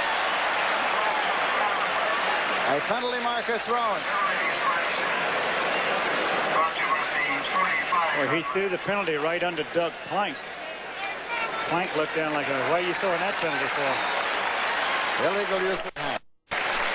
Well, you're talking about Ray Nitschke. We played them one time, and I was in Philadelphia. I was in Washington. We came up, it was a 3rd and very short, and I asked for a measurement. We had a pretty good drive going, Lindsay. And just as they started, let's listen to it. Nope, his mic's still off. But just as they're measuring for the first down, he says, why do you want a measurement? And I said, I'll get back to the store. We're going to break for a commercial. We're in a 6-6 tie with 9:41 left in the third quarter. Against the background of pretty people, you were saying, Sonny? Yes, I was telling you about Nitschke. Anyway, he said very quickly to the referee, he says, give him the first down. We're not ready to quit. Well, I knew we were in for a long afternoon. First and 10 Bears at their own 42-yard line. Penalty markers. Phipps with a long pass down to Scott and intercepted by McCoy. Mike McCoy picked it off. It's marked down at the 19-yard line, but keep in mind there are markers back upfield. Illegal motion decline. The Packers want the ball, and they get it first and 10 on McCoy's interception. It's at the 19-yard line. Again, the penalty was illegal motion against the Bears. You take a look at it. We had a lineman move. Again, a forced throw. He did not have him beat. Good coverage that time by McCoy. A long throw, and you see McCoy had better position trying to get the football than did Scott. And you see the step right there on the left of the screen. Ted Albrecht, like he moved first. Just like a long punt. The Green Bay Packers get the ball in their own territory. We were talking earlier about the fact that George Papa Bear Hallis, president of the Chicago Bears and a founding father of the NFL, has been selected as the recipient of the Walter Camp Football Foundation's 1980 Distinguished American Award. It's presented to an individual who has utilized his or her talents to attain great success in his or her business or profession, in public life or public service, and Papa Bear has certainly done that. Boy, he has. They couldn't have made a better choice. The Giants in St. Louis, boy, they got a tight one going. 17-14 now. The Giants leading after trailing. Ben Dickey still quarterbacking the Green Bay Packers. Eddie Lee Ivory in motion outside left. Dickey. Bluffton on the slant end, and it's across the 30-yard line. Barry Schmidt and Doug Plank. It's a first and 10 for the Green Bay Packers at the 31-yard line. Well, that's his fourth reception of the day. Every time they go to him, he catches a football. And what a dangerous receiver he is after he catches it. 43 yards, 4 receptions.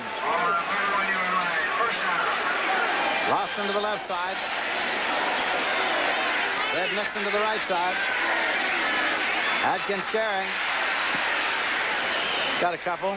Mike Hartenstein upset him. It was just 10 years ago this weekend that the Packers were mourning the death of Vince Lombardi, who had passed away 3 days earlier. Vince Lombardi passed away September 3rd, 1970, 10 years ago. Gain of a yard on the last play. It's going to be second down and 9. Second and 9. Lofton is double with Andrew Thompson to the right side for the Green Bay Packers.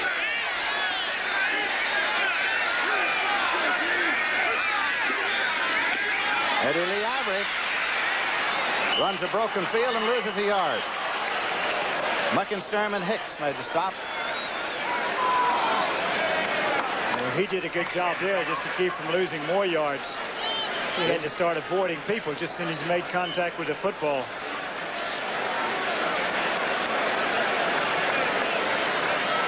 Third down play coming up here. Tell me something, Lindsay. How many overtime games did you do last year? Well, 3 of my first 4 were overtimes, as a matter of fact. I became a great authority on the procedure for overtime games. I'm glad. 5 receivers left and right.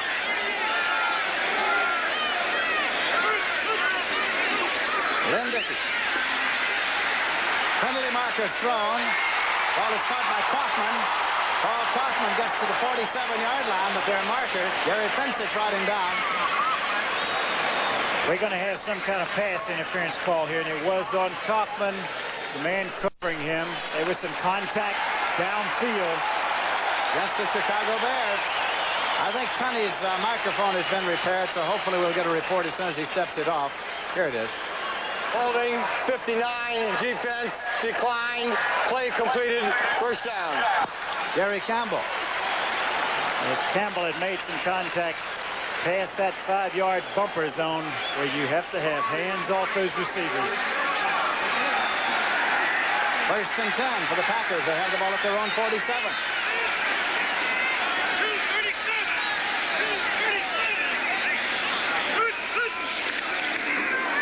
Eddie Lee Ivory to the 49-yard line of the Chicago Bears. Jerry Muckenstern made the stop.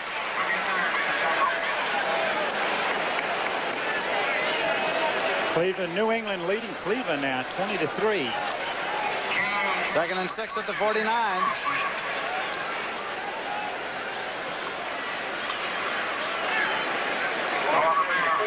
Lynn Dickey, the quarterback still. He made his first open day start since 1977, and now a timeout for the official, Eddie Lee Ivory. He's coming out of the huddle and goes down. He falls down coming back out of the huddle like something locked on him, or he has a cramp, or maybe his knee locked. He's coming off of knee surgery. Keep that in mind. And quickly, the Green Bay trainer wants to inquire about that as he just went down. Tunney called a timeout. He can't. His knee, leg locked on him somehow. They were breaking the huddle. In any case, we have 6 minutes, 55 seconds left to play in the third quarter, and the score is tied at 6-6.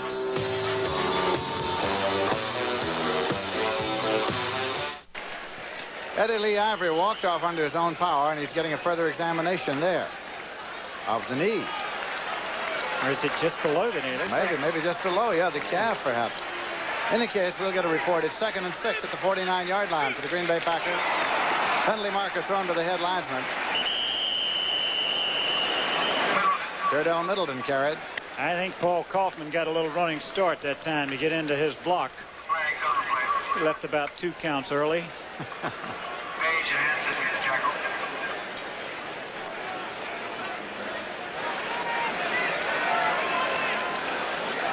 Zep walking around. He is. He's moving.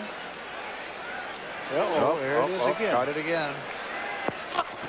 You can see that's motion, number 82, 5 yards, still 2nd down. That's Kaufman. You can see how he was walking here on the sidelines, Lindsey. That's exactly what happened coming out of the huddle. He was walking along, and then it just kind of gave way on him. The first game last year, 4th play, he goes down. 2nd and 11 at the 46-yard line. Kaufman moving over to wing right.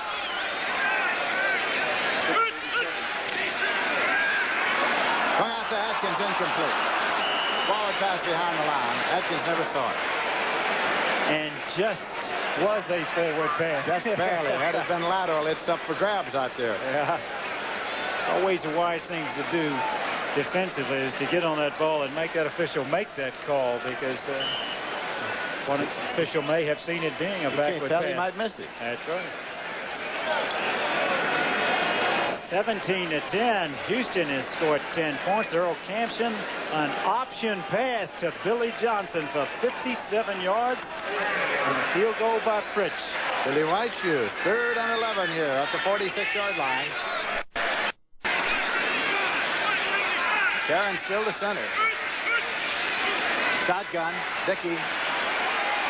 Kaufman. Kaufman's got it, but I think he's short of the first down. I think it's about a yard short. Gary Fensick made the tackle. And it'll be 4th down coming up. Oh, what a good throw this time from the shotgun from Lynn Dickey on a crossing pattern to Paul Kaufman. Under some pressure, very accurately thrown. You see 3 white shirts around him. And he sticks it in there. Packer fans all say go, go. It's 4th and about a half yard. 6 minutes left to play in the third quarter. Ball is at the 44-yard line. And the Packers are going to go for it. 4th down and less than a yard to go. At the Bears 44, they're going to gamble. Middleton and Atkins in the backfield, and Dickey calls time. That's the 2nd timeout that they've taken. Dickey calls time. Bart Starr.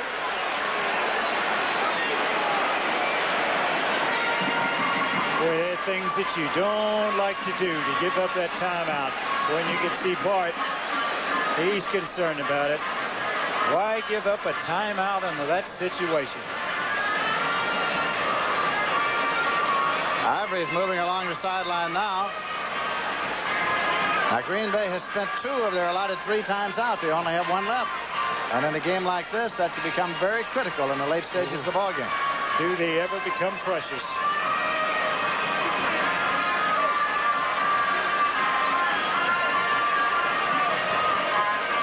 5 minutes, 40 seconds left to play in the 3rd quarter.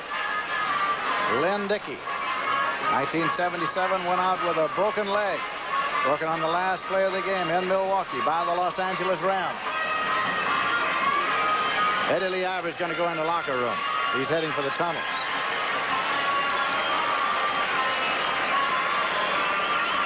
He's still moving a little gingerly on that thing, isn't he? Isn't he, though?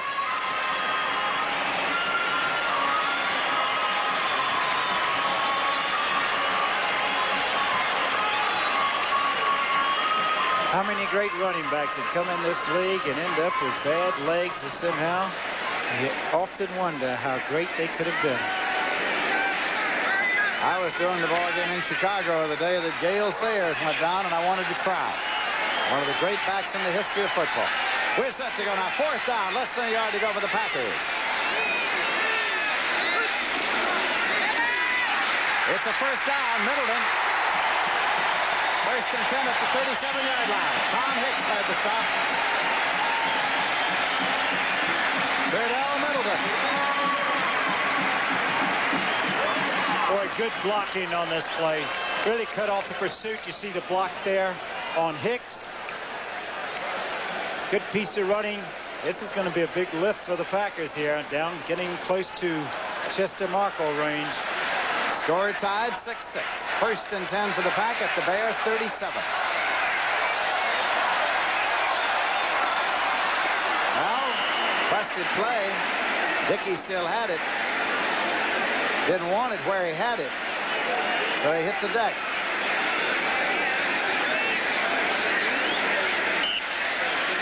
Just cost him a down. Picked up maybe a yard. Boy, look at this giant score. The Cardinals have come back to take the lead in that. Otis Anderson ran 24 yards for a touchdown to give them the lead, 21-17.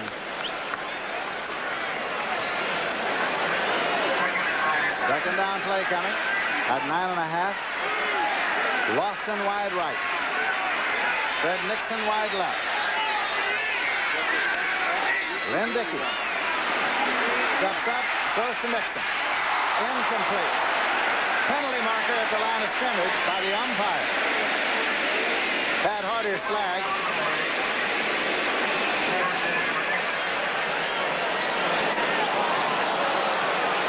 Another penalty. Ineligible downfield for the Green Bay Packers.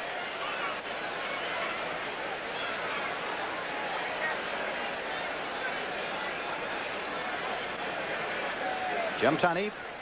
They had kind of a screen developing out the right side where the offensive lineman had released and started, and the ball was not thrown on rhythm. Dickey went back through the pocket and made a pass downfield to Nixon. That was incomplete, but Ineligible lineman number 57 downfield, 10 yards, still 2nd down. They'll go for it. Goes back to the 47-yard line. That's their 7th penalty, 45 yards. 2nd and 19. Andre Thompson to the left side, Lofton to the right side. Kaufman backs off to a wing right. In motion outside Kaufman. Shotgun Dickey. Kaufman to the 40-yard line. Gary Finsick. Yaley made the tackle.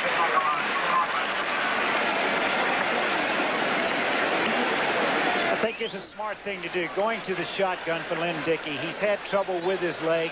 It keeps you from wasting that time, going back, having to sit up, moving around, wasting the energy. He gets the football, he can get himself set to deliver it.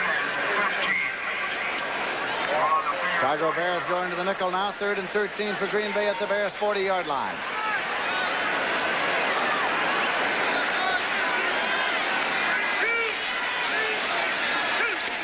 Dickey.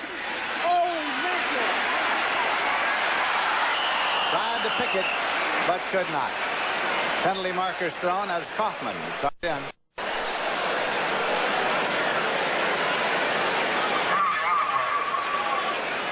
Another holding call. This one will probably be declined.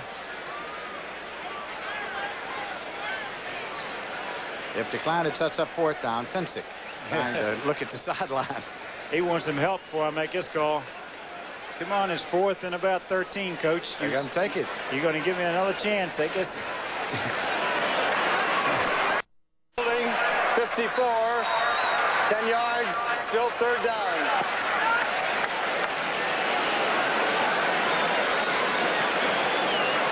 Alan Ellis, cornerback, Chicago, has a slight groin pull, says the report from the sideline.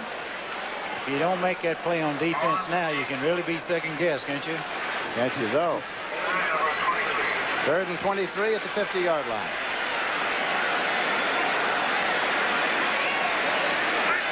Shotgun again. Dickey waits for the direct snap. Kaufman in motion outside left. Slips on the setup. That'll bring up 4th down. Alan Page was there.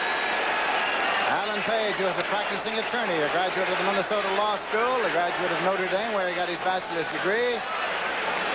Came to the Chicago Bears from Minnesota, and now it'll be 4th down, and Beverly's in to do the punting.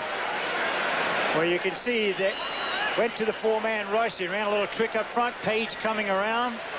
Dickey had no time. Boy, that's getting to you very quickly with just 4 men rushing. Beverly to punt, and Lenny Walterscheid is deep to receive it. Walterscheid at the 25 to the 30. Lunges to the 35-yard line.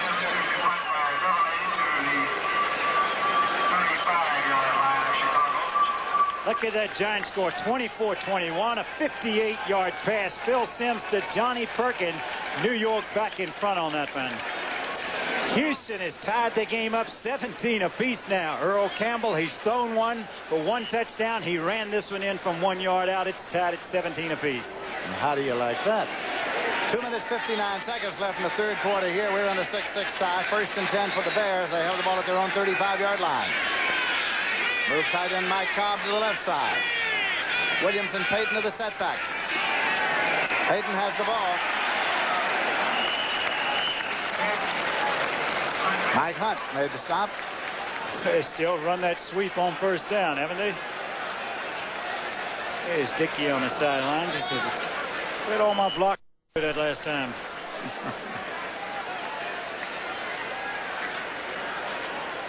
Minnesota leading Atlanta 21-6 in the 3rd quarter. Tommy Kramer has thrown 3 touchdown passes in that game. 2nd and 6. The ball is at the 39-yard line. Bears in possession in their own territory.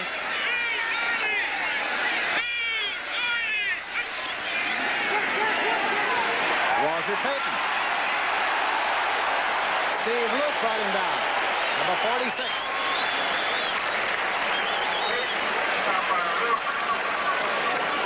Green Bay is not Payton. Walter Payton plays. It's not Payton place. Boy, it's been a long afternoon for him. 21 carries, only 42 yards. San Francisco leading New Orleans. Boy, they said San Francisco, they had an exceptional preseason. Both quarterbacks hot. Steve DeBerg and Joe Montana. 3rd and 8 now. Loss of 2 on the last play. It's at the 37-yard line. Phipps. Batted back. Batted back. It was Mike Butler. Mike Butler got the big hand up. Number 77. That'll make it 4th down. Bob Parsons comes in to do the punting.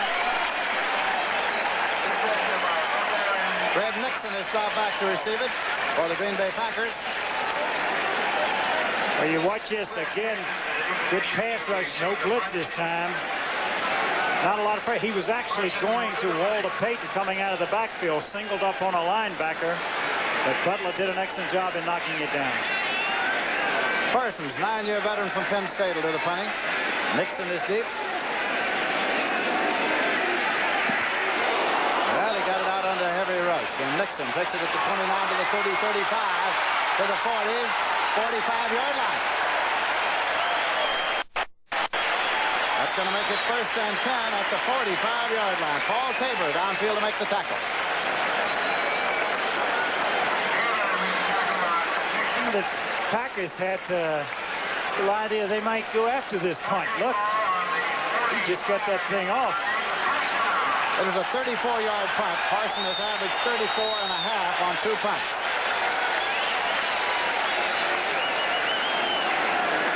One minute, 17 seconds left in the third quarter. Score tied 6-6. Packers with the ball at their own 45-yard line. Lofton wide to the left side. Ricky says a word to Atkins. Atkins with the ball. Doug Plank on the tackle at the 48-yard line. Boy, did he ever come close to breaking that one, too. You can see that offensive line. Bears somewhat concerned about getting a little running room for Mr. Payton. Second down, 7 to go. Eddie Lee Ivory's getting a hand as he comes back out of the tunnel and onto the sideline. Eddie Lee Ivory running back for the Green Bay Packers. Try the delay now to turn down Middleton. No corner to turn. Generally no gain. Doug Plank, Gary Fensick made the stop. Good force that time, stringing out the blocking. No place for Middleton to run. As the third quarter is going to conclude very quickly. Isn't it though? 10 seconds counting down. 8, 7, 6, 5, 4, 3, 2, 1, 0. That is the end of the third quarter. With the score, Green Bay Packers 6, Chicago Bears 6. We now pause for a word from your local station. Night. In the center of that picture is Ricky Watts. And Walter Payton, of course, behind him. Green Bay Packers have the ball 3rd and 7 at the 49. Dan Jiggets, the 62 there. I'm Lindsey Nelson with Sonny Jurgensen. 1 quarter to play at Lambeau Field in Green Bay, Wisconsin in a 6-6 tie. Ben Dickey has quarterbacked the Packers throughout the day.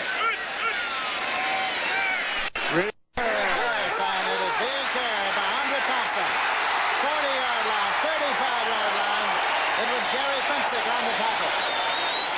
1st and 10, Green Bay Packers at the Chicago 35. Andre Thompson on the reverse. Good call, passing situation going out, running the sweep, and they come right back. Good exchange deep in the backfield, Andre Thompson. And Lynn Dickey threw a block on Mike Hartenstein. Can you believe that? Is that in the quarterback's union? That is out of the union, I'm telling you that. Boy, and a good play by Gary Fensick to bring him down. 1st and 10, Packers at the Bears 35. Ben Dickey hits the deck, wanted to go deep. He wanted to go deep. Alan Page was providing him with some company at the time. He hit the deck.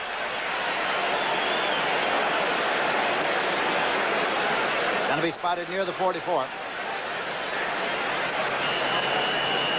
Boy, the Giants have scored another long pass, 158-yarder. The first one to Perkins. This is a 42-yard pass from Phil Simms to Ernest Gray. They lead 31-21. 4:55 left in the third quarter. 2nd and 19 at the 44. Page is right on the nose of that center.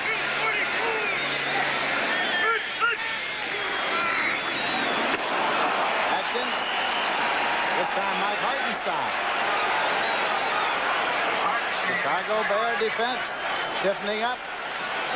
Back at the 48-yard line, loss of 4. Boy, I think he's an underrated defensive end in this football league. Hartenstein? He is he hustles, good hustle, plays the run and the pass well. Give you an idea how the tide of this game has gone. Time of possession in the third quarter. The Packers 9 minutes 34 seconds. The Bears 5 minutes 26 seconds.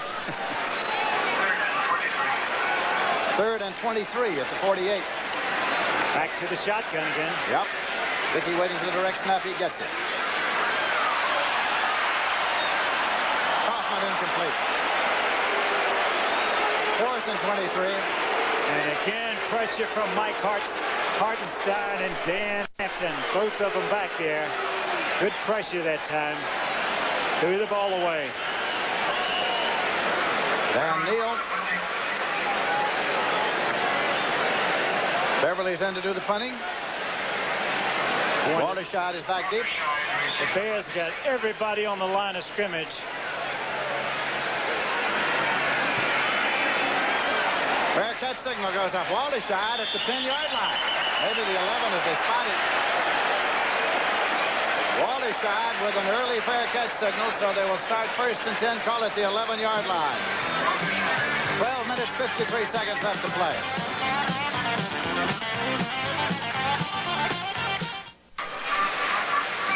I'm Lindsey Nelson with Sonny Jurgensen at Lambeau Field. New England is leading Cleveland 27-3 in the 4th quarter.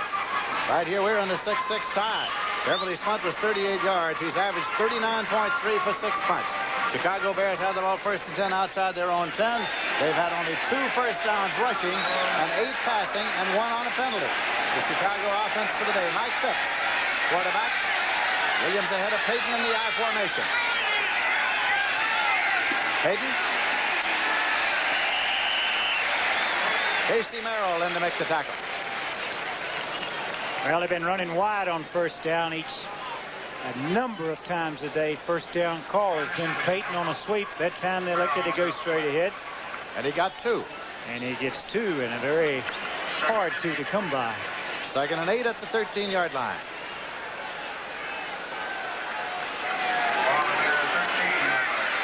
Chris Haynes is on a wide right. Ryan Boschnagel on a wide left.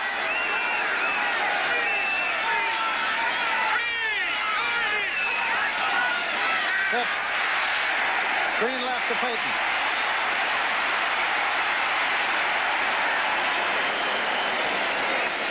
Mike McCoy and Kid Lathrop made the stop as he got out to the 17. Boy, did he do a lot of that on his own, didn't he? All of it on his own. Remarkable running back. 3rd and 4.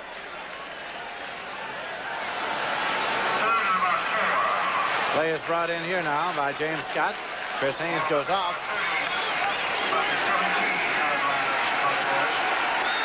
Scott comes to a wide right. Weissnagel to a wide left. 3rd down and 4 yards to go. Phipps. Complete to his tight end, Mike Cobb. 1st and 10 for the Chicago Bears at their 25. Mike Douglas made the stop, along with Ed O'Neill. Boy, real good pass this time. Coming across the middle, getting his release from John Anderson. Just coming underneath the linebackers, finding the open spot, hooking up, making sure he picks up enough. Good reception, enough for the 1st down. Robert Fisher is brought in the next play.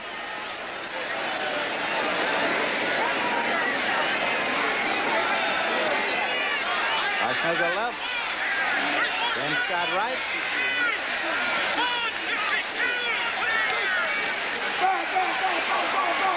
Taken by Scott. 31-yard line. Estes Hood is there. Picked up 6. Boy, tough catch that time by Scott. He really had to concentrate because the ball was underthrown a little bit, and he realized Estes Hood was coming up to make the hit on him.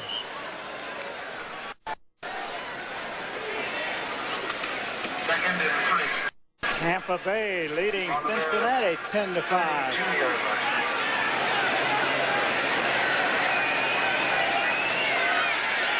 Second down play coming.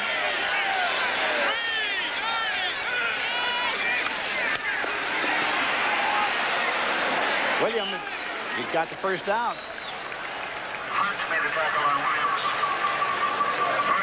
Well, it makes a little difference when you're 2nd and 4 instead of 2nd and 10 and 11 all the time.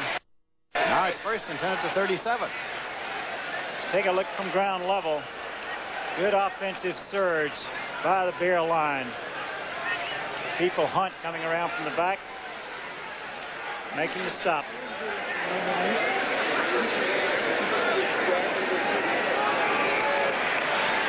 Weissnagel to the right side. James Scott to the left. Phipps, complete pivot and throws. throws. Complete to Scott. Out of bounds, out of bounds. He is out of bounds, an incompleted pass. A perfectly thrown ball there, Lindsey. They had double coverage, and Phipps had to split the zone. Two people on the outside man. That's why he rifled the ball. You see both Gray and McCoy right around James Scott. He couldn't have thrown it any other place. Scott and his head coach, Neil Armstrong. Second down and 10 yards to go. At the 37-yard line. Score tied 6-6. 9 minutes, 8 seconds left to play in the game. Phipps. Buschnagel. He's got it at the 49-yard line. Mike McCoy there. First and 10. Boy, another good throw. A wide side of the field, sideline pattern. The ball has to travel a long way. Do it perfectly. St. Louis 28, the Giants 31 in the third quarter. Jim Hart to Doug Marsh. Got the Cardinals on the board again. 31-28. Scott to the left side. Williams ahead of Payton in the I formation. Buschnagel right. Payton off by Mike Douglas. Mike Douglas was there. We're going bear hunting, and you can believe that defense has done that.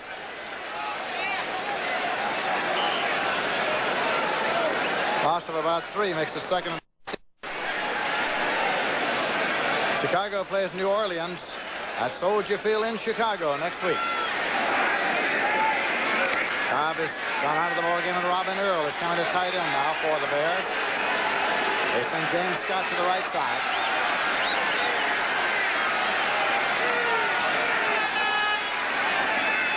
Phipps. Incomplete to Walter Payton.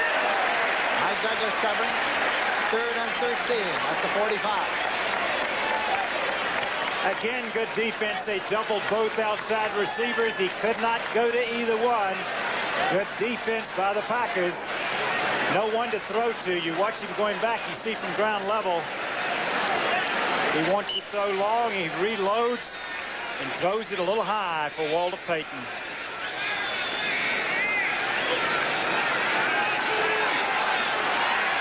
Third down play coming. 3rd and long. Green Bay in the nickel.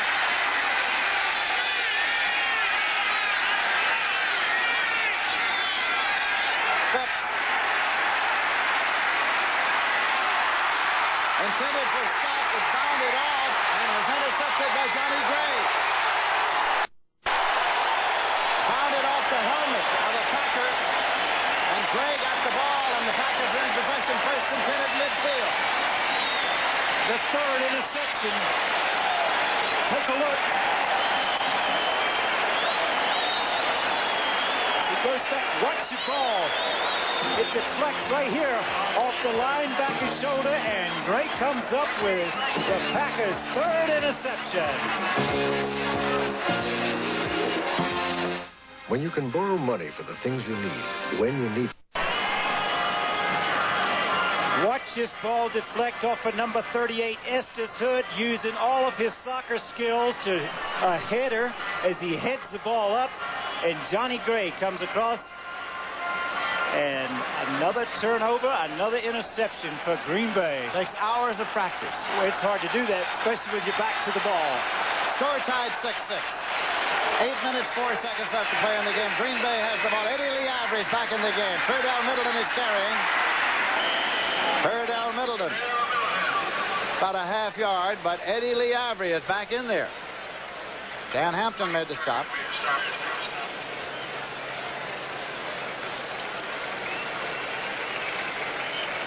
Second down, about 9.5.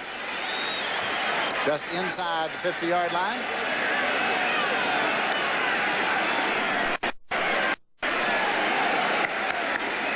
Ball at 49, 2nd and 10.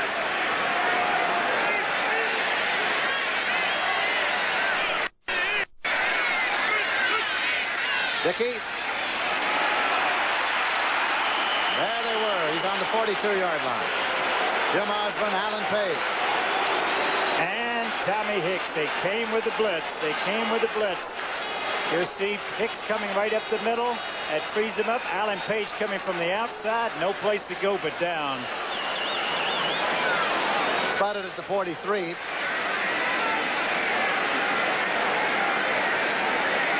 Well, they outlawed the touchdown in this series. Last year, 6-3, 6-6 here, all field goals. Third down, 17 yards to go.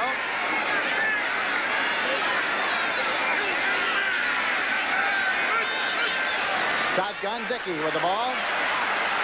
Cardell Middleton. Well, it took him a while, but he caught it. Ooh, a hot potato. Edward Gaines made the stop.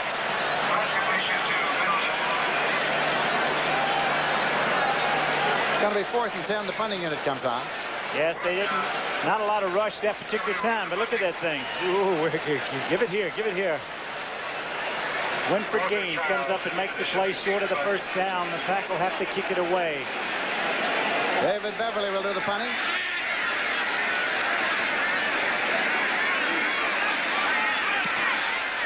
Waldersheim watches at the 11. He's got it.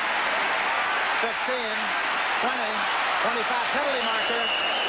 Penalty marker thrown on the run back as he went out of bounds near the 30. Bruce Bickley got him out.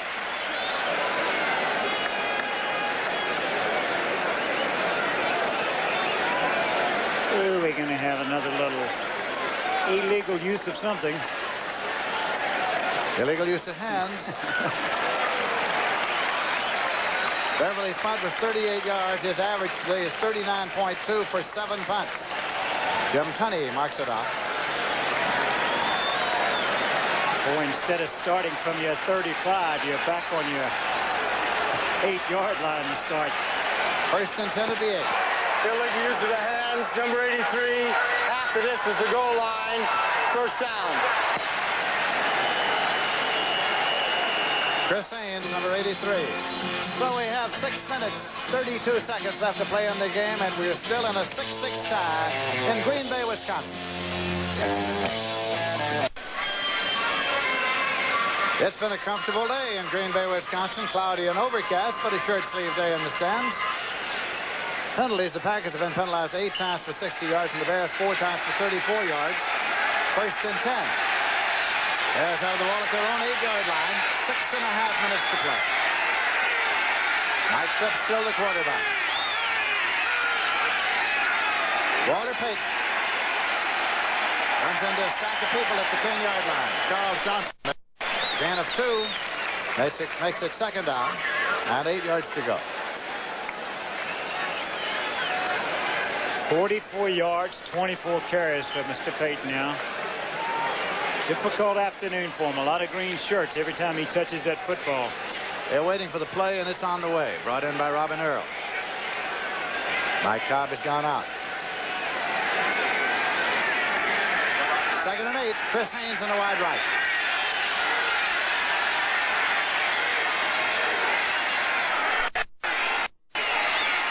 Mike Phipps deflected at the line of scrimmage. It was Mike Butler. 2nd time today, Mike Butler has got a hand on the ball. It's just as effective as sacking a quarterback if you can get up and knock that thing down.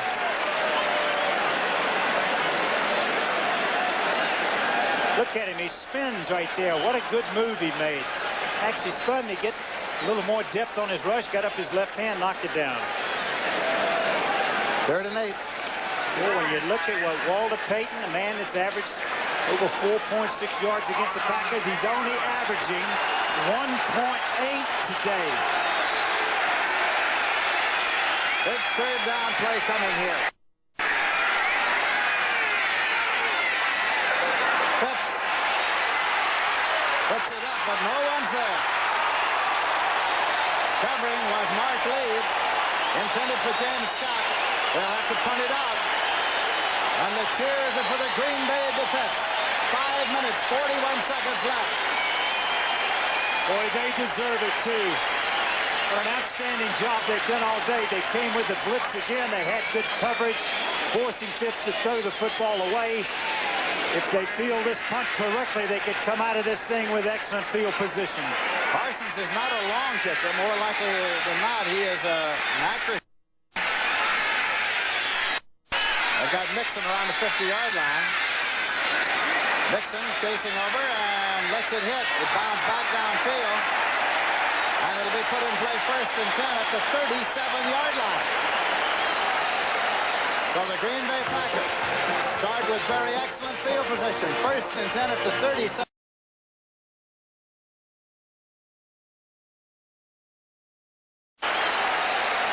So the Green Bay Packers start with very excellent field position. 1st and 10 at the 37 of the Bears. Score tied 6-6.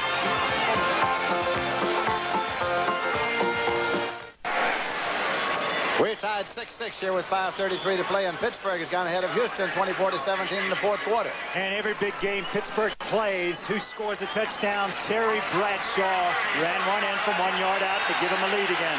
Parsons' last punt was 28 yards. He's averaged 32.3 for 3 punts. 1st and 10 at the 37 of Chicago in Green Bay possession. Cordell Middleton. Cordell Middleton takes a big loss. A big loss. The Chicago defense would not let him turn a corner, and it is all the way back to the 47. There he is, Walter Payton. You see what a tough afternoon he's had. 24 carries, 45 yards. Says we're going to just have to do the job. Loss of 10 on the last play, missed it. 2nd and 20. For the Packers at the Bears 47. Lofton to a wide left. Red Nixon to a wide right. For Lynn Dickey. Deflected at the line of scrimmage incomplete. He was trying to go to Nixon. Alan Page got in there. 3rd and 20 at the 47. Green Bay plays Detroit at Milwaukee next week. I don't think I can recall a game where I've seen so many balls batted by the defensive linemen. Both teams knocking the balls down. They call it the black and blue division. Let's see who gets a hand on this one. Has pretty good protection here. They're doing a good job here. Is it Page? Nope. Osborne got his hand up and get his hand on right next to him. 3rd and 20. Shotgun. Dickey waits for the direct snap. He's got it. Incomplete. Andre Thompson. Oh, 4th and 20. Oh, how close, how close.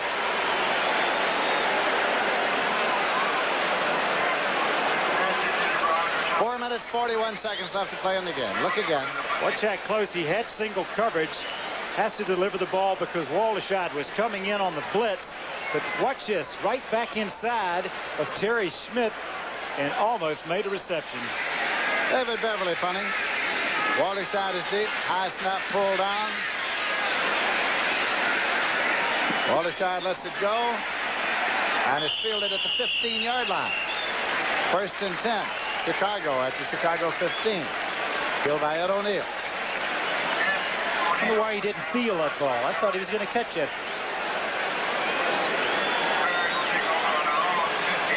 Oh, what a comeback here. Look at this score. San Francisco and New Orleans are tied now, 23 apiece.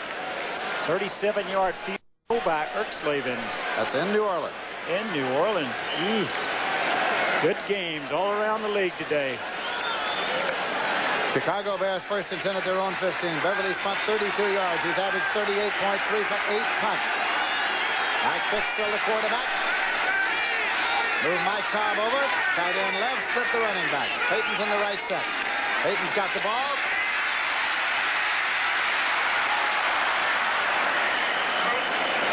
Gets out across the 20-yard line. Johnny Gray and Mike Hunt brought him down.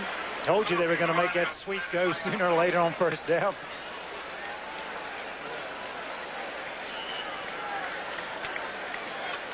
How about this score? The Bills leading Miami 10-7. Joe Ferguson threw a 4-yard pass to Roosevelt Leaks. I can't recall when the last time Buffalo beat Miami. And Don Shula with a new contract, too. That's right. Second down and 5 at the 20-yard line.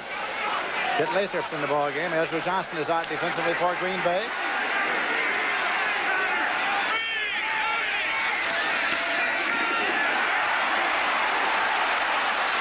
Kabinski brought down by Johnny Gray, but it's a first down. He made a first down, but he breaks it he breaks it behind the line of scrimmage.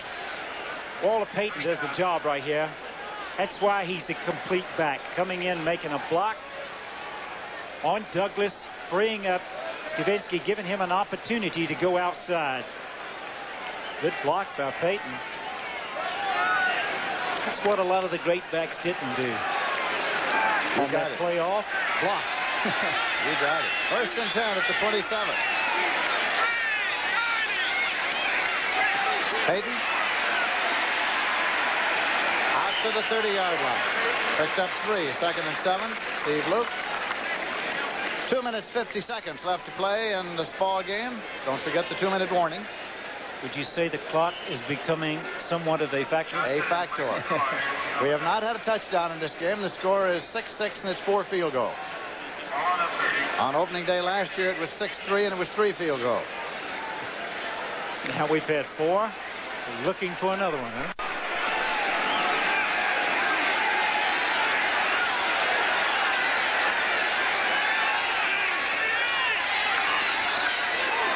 Walter Payton. Oh, what a great run he makes this time. Ezra Johnson brought him down, but he picked up the first down. They did not have the force this time from the outside because they were expecting the pass. Look how he carries the thing. That's what you were talking about. Cuts back in, and it's all vintage Walter Payton. Cutting and spinning, fighting for the first down. 2-minute warning.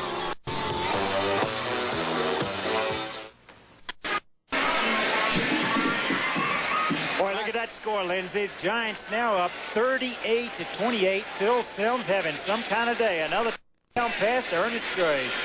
Right here, we're in a 6-6 tie. We have 2 minutes to play. The Chicago Bears have the ball first and 10, just in advance of their own 38-yard line. Mike Phipps coming into the huddle there, having been over with his head coach, Neil Armstrong. He has quarterbacked the Chicago Bears all day long. Well, he has an impressive record as far as his starts. What is he, 9 out of 11 in his starts? That's what he is. Ball to Payton to the 40-yard line. Ezra Johnson there, gain of 2 yards, makes it second down and 8. And one begins to think about overtime at this time of day. The procedure is, if it should go overtime at the conclusion of the quarter with the score still tied, the coin is flipped. Choices are exercised. There is an intermission of 3 minutes. And then the first team that scores by any means wins. They play a quarter. I'm glad they have the intermission. James Scott wide left. Brian Boschnagel wide right.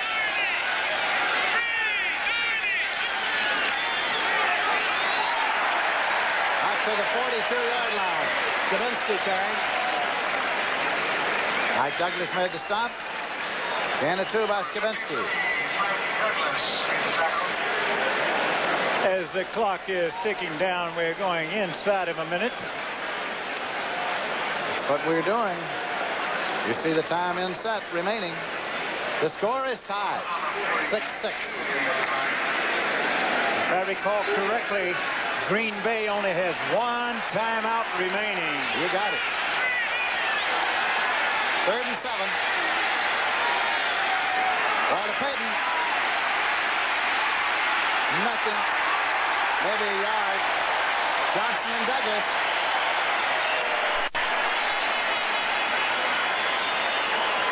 Fourth down coming up. 21 seconds. And the timeout. The Pack is using their last timeout, Lindsey. They are. That's their last one.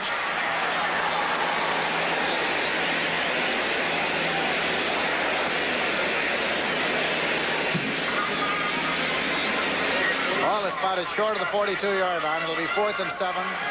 Bart Starr, Zeke Bradkowski. You would have to think they're going for a punt block. go for the punt block. It's the only chance you have to win it in regulation, because by the time they kick it and you get it, if you run it back at all, you can't stop the clock except on the change of possession. 21 seconds remain to be played in regulation time.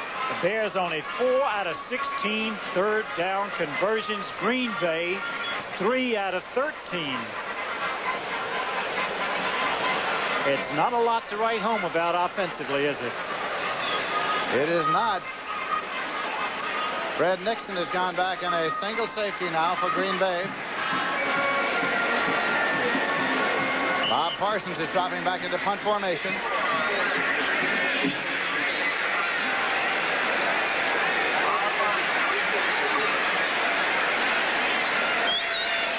They have like 10 men on the line of scrimmage and only one man back.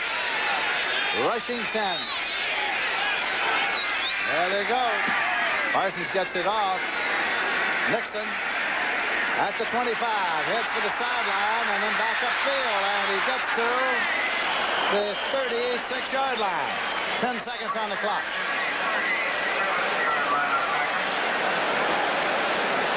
There goes my flight.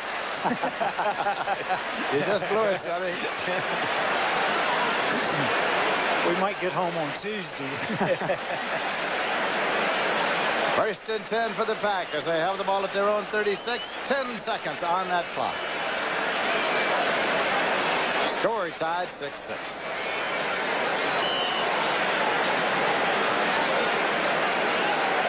Lynn Dickey, quarterback Green Bay all day. Parsons punt, 33 yards. He's averaged 32.5 for 4 punts. Well, long pass interference is what you need right here if you're for the Green Bay Packers. Our completion. Dickey going long to Lofton, and it's incomplete. 3 seconds on the clock. 3 seconds. Ellison Fensick covering Lofton. 2nd and 10 at the 36-yard line.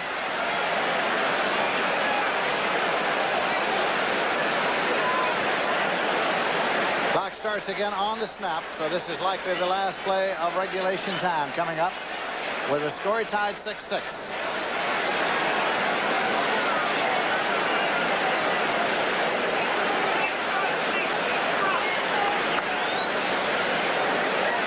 Lofton to the left side. Andre Thompson to the right side.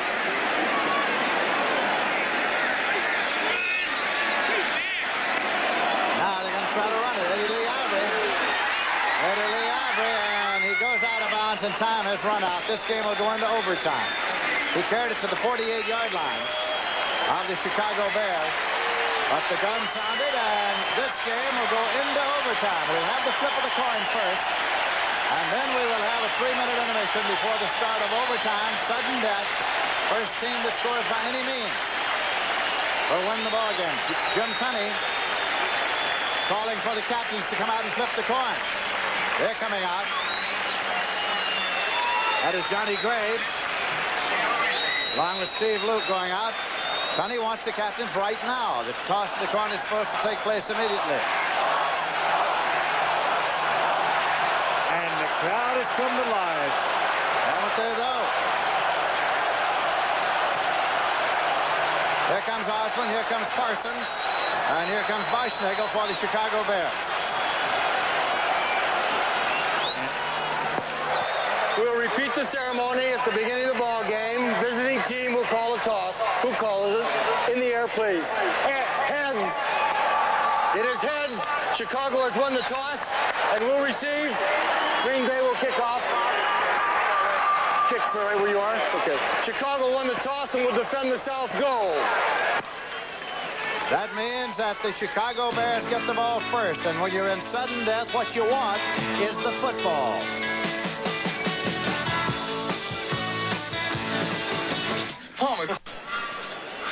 Well, it's opening day of the NFL season, Sonny. Here we are in Green Bay, Wisconsin, in an overtime. Boy, and you have to be impressed with what Bart Starr has done with this team, with the problems, the distractions, the resignations, and everything. He has kept this team. He said they were going to be ready to play a good football game, and he has to be proud of his men. Well, you're exactly right. He had a terrible week. It was a week of distractions of all kinds. And when he was saying this morning to you before the ball game that he thought that they'd be able to pull it together and get it all going, I wasn't sure I believed him, because I just thought it was a Herculean job to try to do that. But I must say the Green Bay Packers have played a disciplined football game and an inspired football game, and the defense has been outstanding. To be very honest, I did not believe him. See how he could get everyone concentrating. Back because of the miserable preseason they had. They only scored 17 points the entire preseason. That they come in here today, they haven't had a big offense. But the thing that beat them during exhibition season was they beat themselves. They made the mistakes. He said they had to forget about that, go to work, play good football. He did have the talent here to compete for this division, and he has shown that today. 6-6 time. We go into sudden death. Sudden victory, it's sometimes called. Atlanta 23, Minnesota 21 in the fourth quarter. Opening day in the NFL. The bartender, Mazzetti, hit a 23-yard field goal. Testamarco tees it up at the 35-yard line. Williams has gone center deep. Dave Williams for the Chicago Bears. Boy, that New York Giant game is something now. Jim Hart's just thrown another touchdown. That's 38-35. Dave Williams at the 1-yard line. He's out to the 5. Williams to the 10, to the 15, to the 20. Penalty marker going on the run back. It was Burl Toller's flag, the head linesman. Mike Jolly made the tackle. Ball is spotted at the 19. Burl Toller reports it now to Jim Tunny. And boy, you better believe penalties become so critical now, because field position Holding against the Bears. Right. Is the thing, and this is what's going to happen. It's going to back up the Bears, put them in the hole. It's going to motivate that Green Bay defense. If they can stop them, they realize the offense is going to get the ball in good field goal position, or almost field goal position. So that's what they're working for in this overtime. Neil Armstrong, head coach of the Chicago Bears. Here's Tunney. Holding during the run back. 10 yards. First down. It is 1st and 10 since it occurred on the run back at the 11-yard line.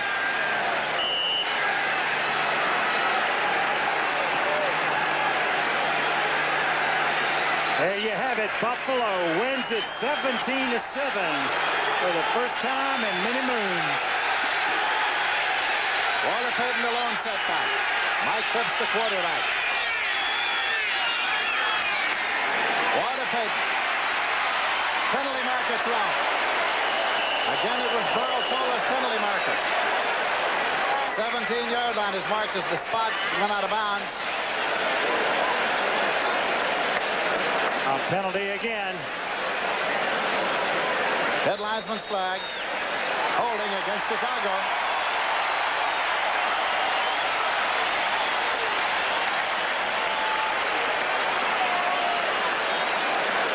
That's Pat Harder spotting the ball for Tunney. Now you can excuse a lineman for holding on a pass play because he gets some unusual use of the hands. He's allowed that. But to hold on a running play, I don't quite understand. Holding 22 during the run. Half the distance to goal line. Still first down. Dave Williams. Dave Williams. Let's see if we can pick it up. I don't see Mr. Williams. But we do get a hole. We had another hole right there.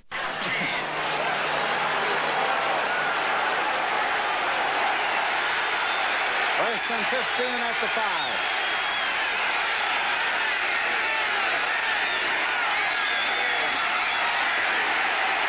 Payton. Walter Payton. To about the 8-yard line. Estes Hood was first there. And a host of green shirts. Weren't they, though? It's spotted at the 9-yard line. Big series for the Green Bay defense, also for the Green Bay team. And if the Bears want to get that thing away from their own goal line, they may have to put it up, and I'm sure they would like not to right here. I want to take that chance of getting another tip ball. Second and 12 at the 9. Dave Williams and Walter Payton are the setbacks.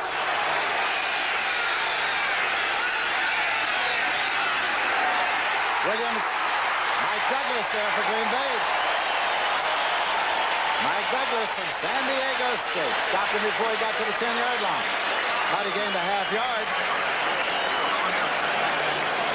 Boy, Douglas just defeats Walter Payton's block that time. Knife right through him, back into the backfield, and makes the play on Williams. Third and 12 at the 9.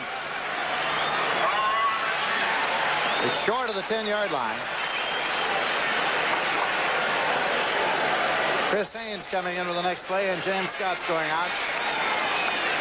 Big third down play here, and they're going to ask for a timeout. Each team is allotted 2 times out in the overtime.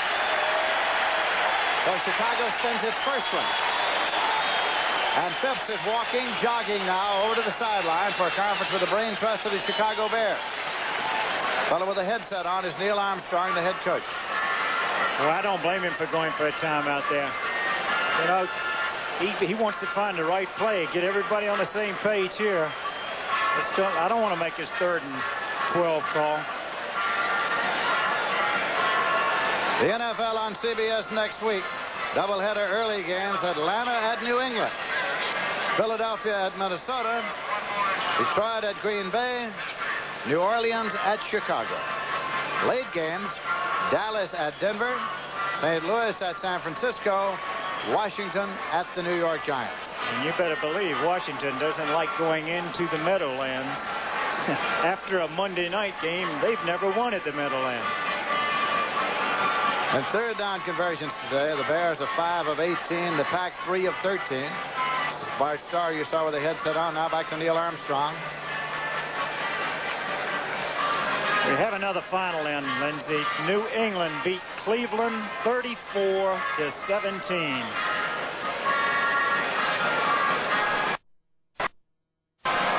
When players resume, we have 13 minutes, 12 seconds remaining in the sudden death period. Tunney marks the ball ready for play. Third down coming. Well, the success that they've had besides the blitz is doubling the 2 outside receivers. You can see on lineup that that's what they're going to do this time. They're going to double both outside receivers. Phipps. Complete to Payton. Walter Payton went out of bounds. I think he just got the first down. I think he just got it by about a half yard. Estes Hood knocked him out. That's Hood getting up. I think Payton got the first down by maybe a half yard. They did a very smart thing because of the double coverage. They got exactly what they expected to get. Double coverage on both receivers. Tied up 4 men. They put Hood on Walter Payton coming out of the backfield. And you can see it right here. He gets single coverage. He comes off of it. It's on Mike Douglas. And he picks up enough for the first down. Big first down for the Bears. First and 10 at the 22-yard line. Walter Payton. Pulled down at the 25-yard line. Penalty marker on the play. Mike Douglas there on the tackle. Along with Beakley, Johnny Gray. Another holding against the Chicago Bears.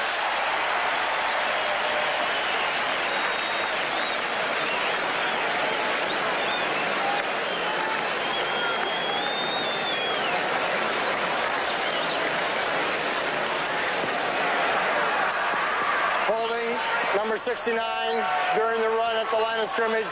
10 yards, still first down. Very sorry. Well, they spread it around on that offensive line today. A lot of penalties, a lot of holding calls. First and 20 at the 12. Sudden death. Lambeau Field in Green Bay, Wisconsin. Score tied 6-6. 4 field goals. Weisnagel across. Phipps. Weisnagel. Ooh. He was topped by Mike McCoy. Mike McCoy.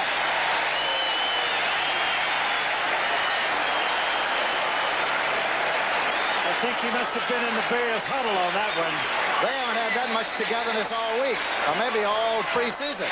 They haven't. The quick screen, and McCoy just beats the block of Ted Albrecht before he can even get out and try to get a shot at him. He beats the block across and makes the play. Another loss. Puts the ball back at the 8-yard line. It was a loss of 4 on the play. Makes it 2nd and 24. Chris Haynes and Weisschnagel, wide right. Try draw play. And it gets not much. Williams carried on the draw. Butler and Ezra Johnson made the tackle. L.A. gets off to a 6-0 start over Detroit. The 6th came on a 98-yard kickoff return by Drew Hill. 3rd down and 22 yards to go for the Bears. The ball at their own 10. Now, if they don't pick it up, they have to kick, and they'll have to kick from deep in their own territory. Matt Suey in with the next play.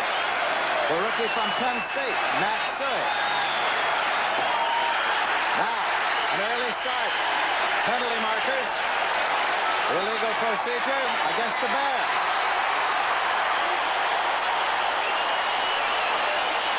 That'll cost them 5 more.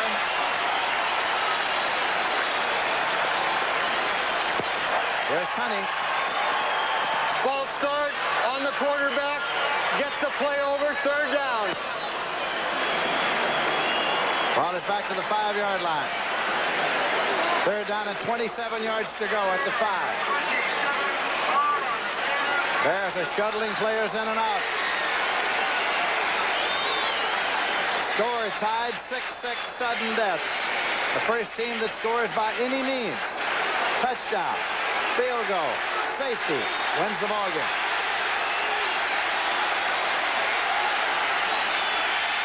Payton, Walter Payton, he keeps his balance. He gets it out to the 3. The ball game almost ended. They'll have to punt it from deep in their own end zone. Mike Butler almost had the safety. Mike Butler had him in his grasp. If Payton didn't have the great balance, the game would have ended right then on a safety. But Payton got it out. Here's the 3-yard line. It is 4th down coming up. They'll have to punt. Take a look at Butler. Oh, what a play he makes. And what great, tremendous drive that Payton has to just escape the end zone. Parsons is deep to punt. As deep as he can get. They're rushing 10. The Green Bay Packers are rushing 10. Parsons gets it out to Johnny Gray. Johnny Gray is at the 50-yard line. He is at the 45. He's at the 40. He's at the 34-yard line. Penalty marker. Burl Toller through the flag.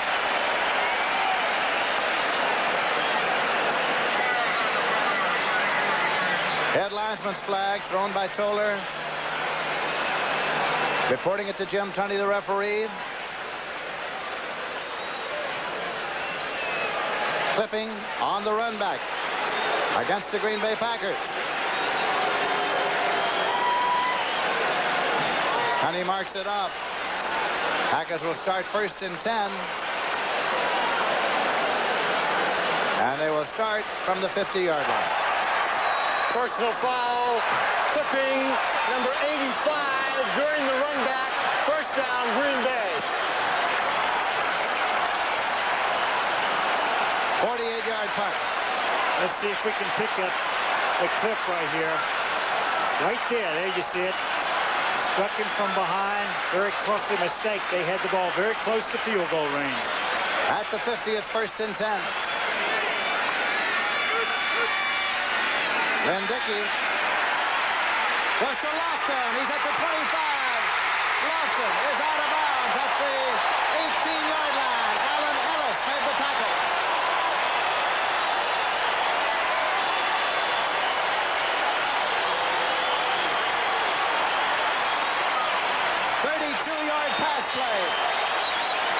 They pick up the blitz this time. Good blocking by Ivory. Every everybody giving Dickey time to throw the football. They get it to the best football player, James Lofton. He takes it down to the 18-yard line. First down and 10 yards to go for the Packers. Sudden death. Lynn Dickey, the quarterback. Eddie Lee Avery gets to the 15. Tom Hicks. Gain of 3, makes it 2nd and 7 at the 15-yard line. Andre Thompson brings in the next play. You take a look, just a draw play. Good blocking by McCarron that time. Go forth blocking on Hicks. Good leg drive inside by Eddie Lee Ivory.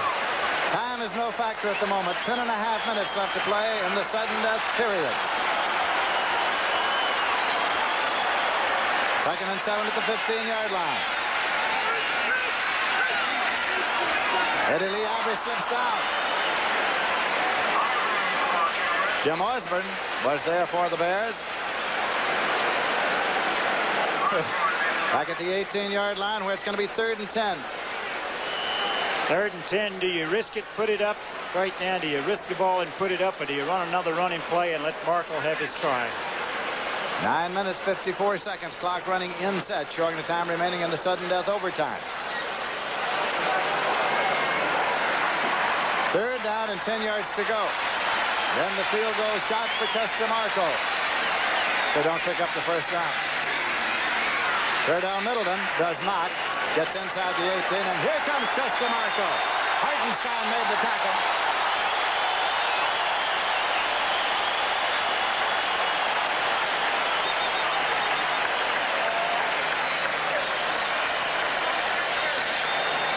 It's going to be about a 35-yarder when they get it set up. Beverly will hold, and it'll be a 35-yard attempt for Chester Marco. It all comes down to this, huh? The whole afternoon comes down to this. Well, they're going to let him think about it a little bit, because I think they called another timeout. They did. The Chicago Bears called a timeout to let Chester think it over and see if it'll pressure up a little bit.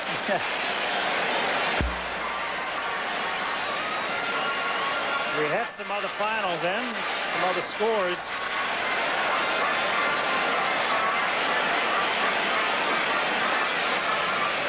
Boy, look at this final. Pittsburgh beat Houston 31-17. Bradshaw for another touchdown pass in that game after his touchdown run, a 50-yarder to John Stallworth. Atlanta, Minnesota. Minnesota came back 24-23, beating Atlanta. 27-yard field goal by Rick Vanmeyer with 28 seconds left in the game there. And right here we are tied 6-6. We are in sudden death overtime. On 4th down, the Green Bay Packers will attempt a field goal, which, if good, will end the game. And Tampa Bay beat Cincinnati 17-12. That's the final. If the field goal is missed, it goes over to the Chicago Bears, and we continue. A 35-yard attempt by Chester Marco with David Beverly holding.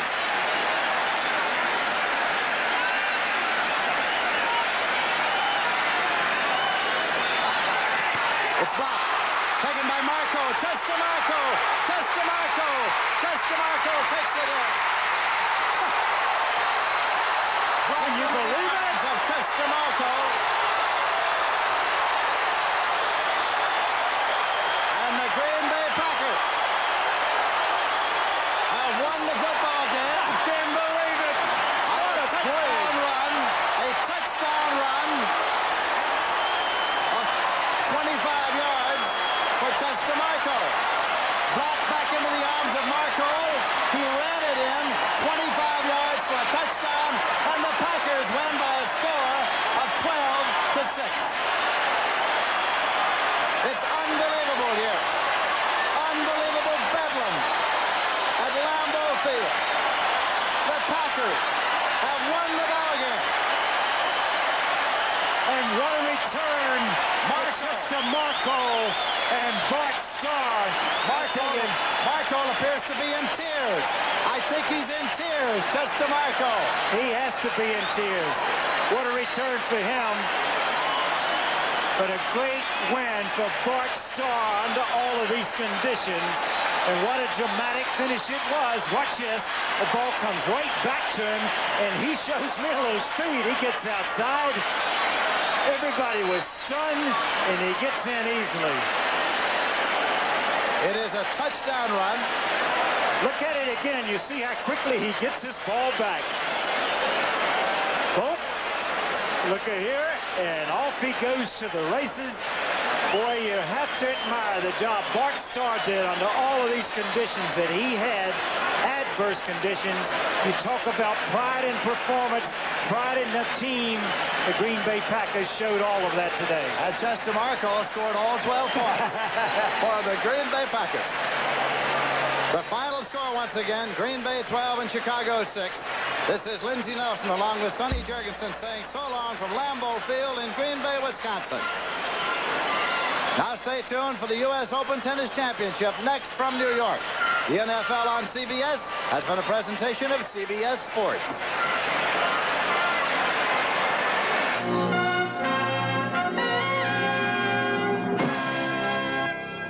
Be sure to watch a fascinating